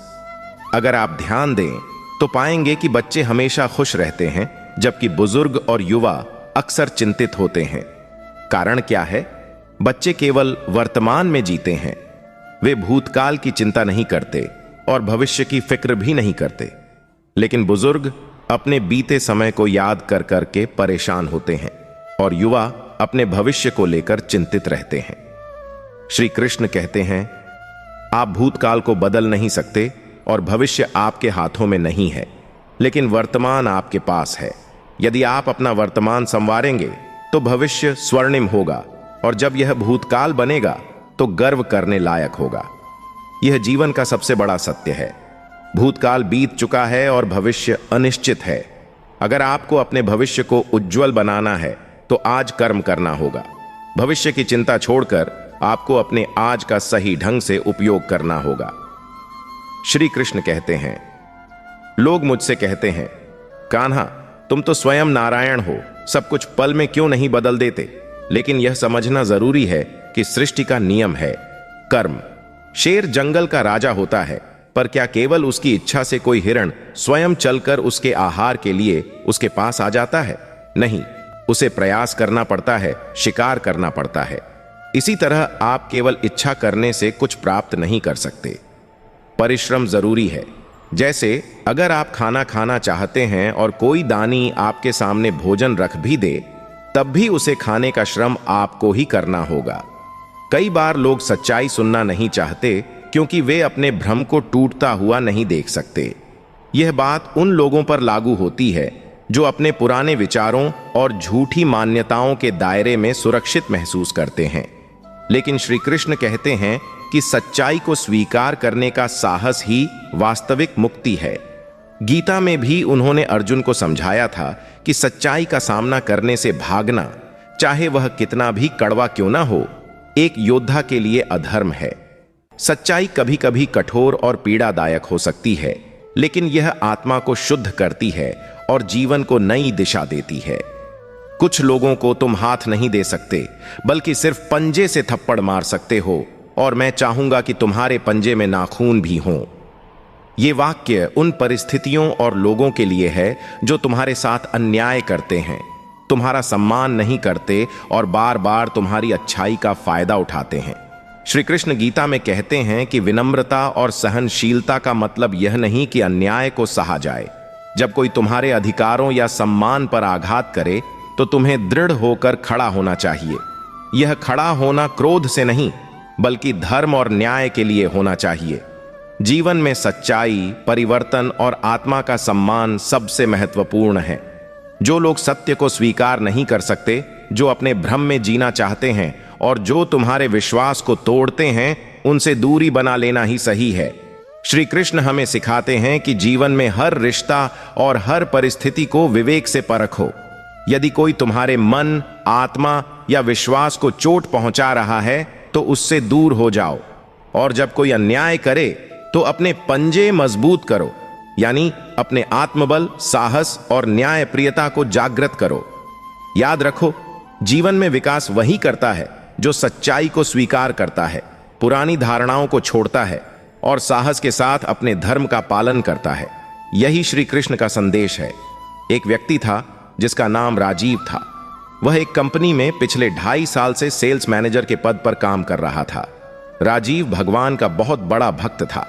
वह हर सुबह घर से निकलने से पहले भगवान को प्रणाम करता और हर रात घर लौटकर उन्हें धन्यवाद देता। वह कहता, भगवान, आपने मुझे एक और दिन सुरक्षित बिताने दिया। लेकिन राजीव के मन में एक शिकायत थी। उसकी सैलरी पिछले 2.5 साल से नहीं बढ़ी थी। वह सोचता था कि भगवान उसकी मेहनत को नहीं देख रहे। वह चाहता था कि उसे कोई और नौकरी मिल जाए। एक दिन राजीव के पास एक दोस्त का फोन आया। दोस्त ने कहा, राजीव, एक अच्छी कंपनी में वैकेंसी निकली है। मैं तुम्हारा नाम आगे बढ़ा रहा हूं। कल तुम्हें इंटरव्यू कॉल आ सकता है। यह सुनकर राजीव बहुत खुश हुआ। उसने सोचा, अब मैं इस कंपनी से निकलकर अपने जीवन में कुछ नया शुरू करूंगा। राजीव ने अगले दिन के लिए अलार्म सेट किया। उसने सोचा कि सुबह जल्दी उठकर सब तैयारियां करेगा। सुबह हुई, लेकिन अलार्म नहीं बजा। राजीव की आंखें 7:30 पर खुलीं। वह घबरा गया और बड़बड़ाने लगा, भगवान, ये क्या किया आपने? आज का दिन मेरे लिए इतना खास था और आप मेरी मदद नहीं कर रहे। जल्दी जल्दी तैयार होकर राजीव बाइक उठाने गया, लेकिन बाइक स्टार्ट नहीं हो रही थी। वह और गुस्से में आ गया। उसने भगवान से कहा, अब यह भी खराब हो गई। भगवान, आखिर आप कर क्या रहे हैं? उसने ऑटो लेने का सोचा, लेकिन ऑटो भी बड़ी मुश्किल से मिला। ऑफिस पहुंचते पहुंचते उसे देर हो गई। राजीव को हर समय उस इंटरव्यू कॉल का इंतजार था, लेकिन दोपहर तक कोई कॉल नहीं आया। भूख लगने पर वह कैंटीन गया, लेकिन कैंटीन बंद थी। वह गुस्से में बड़बड़ाने लगा, भगवान, आज तो हद हो गई। खाने तक का इंतजाम नहीं हो पाया। मजबूरी में उसने बाहर से एक सैंडविच मंगवाया। सैंडविच इतना खराब था कि उसने आधा खाकर फेंक दिया। वह सोचने लगा, भगवान, आप मुझे क्यों परेशान कर रहे हैं? शाम करीब 5:30 पर उसके फोन पर कॉल आया। कॉल उसी इंटरव्यू का था जिसका वह बेसब्री से इंतजार कर रहा था। कॉल आते ही राजीव खुश होकर जवाब देने लगा, लेकिन तभी फोन डिस्कनेक्ट हो गया। उसने देखा कि फोन की बैटरी खत्म हो चुकी थी। गुस्से में उसने कहा, भगवान, अब तो आप हद से ज्यादा कर रहे हैं। मेरी जिंदगी में सब कुछ गलत क्यों हो रहा है? थका हारा राजीव घर पहुंचा। उसने सोचा कि अब आराम करूंगा, लेकिन जैसे ही वह बिस्तर पर लेटा, बिजली चली गई। अंधेरे में उसने गुस्से से कहा, भगवान, मैं आपका इतना बड़ा भक्त हूं, फिर भी मेरे साथ ऐसा क्यों हो रहा है? आखिर आप मुझसे क्या चाहते हैं? गुस्से में राजीव सो गया। सपने में उसने भगवान को देखा। उसने पूछा, भगवान, आप मुझे क्यों परेशान कर रहे हैं? आज का दिन इतना खराब क्यों रहा? भगवान मुस्कुराए और बोले, राजीव, जो कुछ भी हुआ वह मैंने तुम्हारे भले के लिए किया। सुबह मैंने अलार्म नहीं बजने दिया, क्योंकि अगर तुम समय पर उठते और बाइक से जाते तो तुम्हारा एक्सीडेंट हो जाता। मैंने तुम्हारी बाइक खराब कर दी ताकि तुम उस दुर्घटना से बच सको। राजीव हैरान रह गया। उसने कहा, लेकिन भगवान, कैंटीन क्यों बंद करवाई? भगवान ने कहा, कैंटीन का खाना खराब था। अगर तुमने वह खाया होता तो बीमार पड़ जाते। और वह इंटरव्यू कॉल, वह एक फ्रॉड था। अगर तुमने वहां जॉब के लिए हामी भरी होती तो तुम्हें धोखा मिलता। राजीव ने फिर पूछा, और बिजली क्यों चली गई? भगवान ने जवाब दिया, अगर बिजली नहीं जाती तो शॉर्ट सर्किट से तुम्हारे घर में आग लग सकती थी। भगवान ने आगे कहा, राजीव, तुम मेरे बड़े भक्त हो। मैं हमेशा तुम्हारे साथ हूं। याद रखना, जब तक तुम मुझ पर भरोसा रखोगे, मैं तुम्हारे साथ कुछ भी गलत नहीं होने दूंगा। सुबह जब राजीव उठा तो उसे भगवान के फैसलों की गहराई समझ में आ गई। वह मुस्कुराया और भगवान का धन्यवाद किया। श्री कृष्ण कहते हैं, जीवन में जो भी होता है वह हमारे भले के लिए होता है। चाहे वह परिस्थिति कितनी ही कठिन क्यों न लगे, उसमें हमेशा कोई न कोई सकारात्मक उद्देश्य छिपा होता है। भगवान कभी हमारे साथ अन्याय नहीं करते। जो भी होता है वह हमारे कल्याण के लिए होता है। हम अक्सर अपने जीवन में कई मुश्किलों और कष्टों का सामना करते हैं। ऐसे समय में हमें लगता है कि हमारे साथ अन्याय हो रहा है या भगवान हमारी प्रार्थनाओं को सुन नहीं रहे। लेकिन श्री कृष्ण गीता में कहते हैं, जो कुछ भी होता है वह दिव्य योजना का हिस्सा है। यह जरूरी नहीं कि जो हमें इस पल में सही लगे वह वास्तव में हमारे लिए अच्छा हो। भगवान का दृष्टिकोण हमेशा व्यापक होता है। वे वही करते हैं जो हमारे लिए उचित है। जीवन में कई बार ऐसा होता है कि हमें तुरंत यह समझ नहीं आता कि भगवान ने हमारे साथ जो किया वह क्यों किया, लेकिन समय के साथ जब हम पीछे मुड़कर देखते हैं तो यह स्पष्ट हो जाता है कि हर घटना का एक उद्देश्य था। माना कि किसी ने नौकरी खो दी, उस पल में वह इसे बड़ा नुकसान मान सकता है, लेकिन कुछ समय बाद उसे एक बेहतर अवसर मिलता है जो उसे अधिक खुशी और संतोष देता है। यह भगवान की योजना का हिस्सा था। श्री कृष्ण कहते हैं, जो हुआ वह अच्छा हुआ, जो हो रहा है वह अच्छा हो रहा है, और जो होगा वह भी अच्छा होगा। शादी को दुखी बनाने वाली एकमात्र चीज प्रेम की कमी नहीं बल्कि दोस्ती की कमी है। एक औरत चेहरे की खामियों को श्रृंगार से, शरीर की खामियों को कपड़ों से और मानसिक खामियों को किसी बुद्धिमान आदमी से शादी करके छिपा लेती है। जिसके पास जीने का कारण है वह किसी भी तरह के हालात को झेल सकता है। जो अकेला होता है वह अक्सर जल्दी से किसी से भी दोस्ती का हाथ बढ़ा देता है। श्री कृष्ण कहते हैं, वह खिड़की बंद कर दो जो तुम्हें दुख देती है, चाहे उसका नजारा कितना भी सुंदर क्यों ना हो। जीवन में कई बार ऐसा होता है कि हम उन चीजों, संबंधों या परिस्थितियों से जुड़ जाते हैं जो बाहर से आकर्षक और सुंदर लगती हैं, लेकिन भीतर से हमें पीड़ा और अशांति देती है। यह खिड़की कभी किसी व्यक्ति का रिश्ता हो सकता है, कभी कोई मोह, कभी कोई आदत और कभी हमारा अपना विचार। श्री कृष्ण ने गीता में बार बार यह समझाया है कि मोह और माया में फंसकर हम अपने सच्चे मार्ग से भटक जाते हैं। जो चीज या रिश्ता हमें अंदर से तोड़ता हो उसे छोड़ देना ही सही है, भले ही वह देखने में कितना भी सुंदर क्यों न लगे। वह सुंदरता एक भ्रम है और हमें उस भ्रम से बाहर आकर अपने आत्मिक सुख और शांति का मार्ग चुनना चाहिए।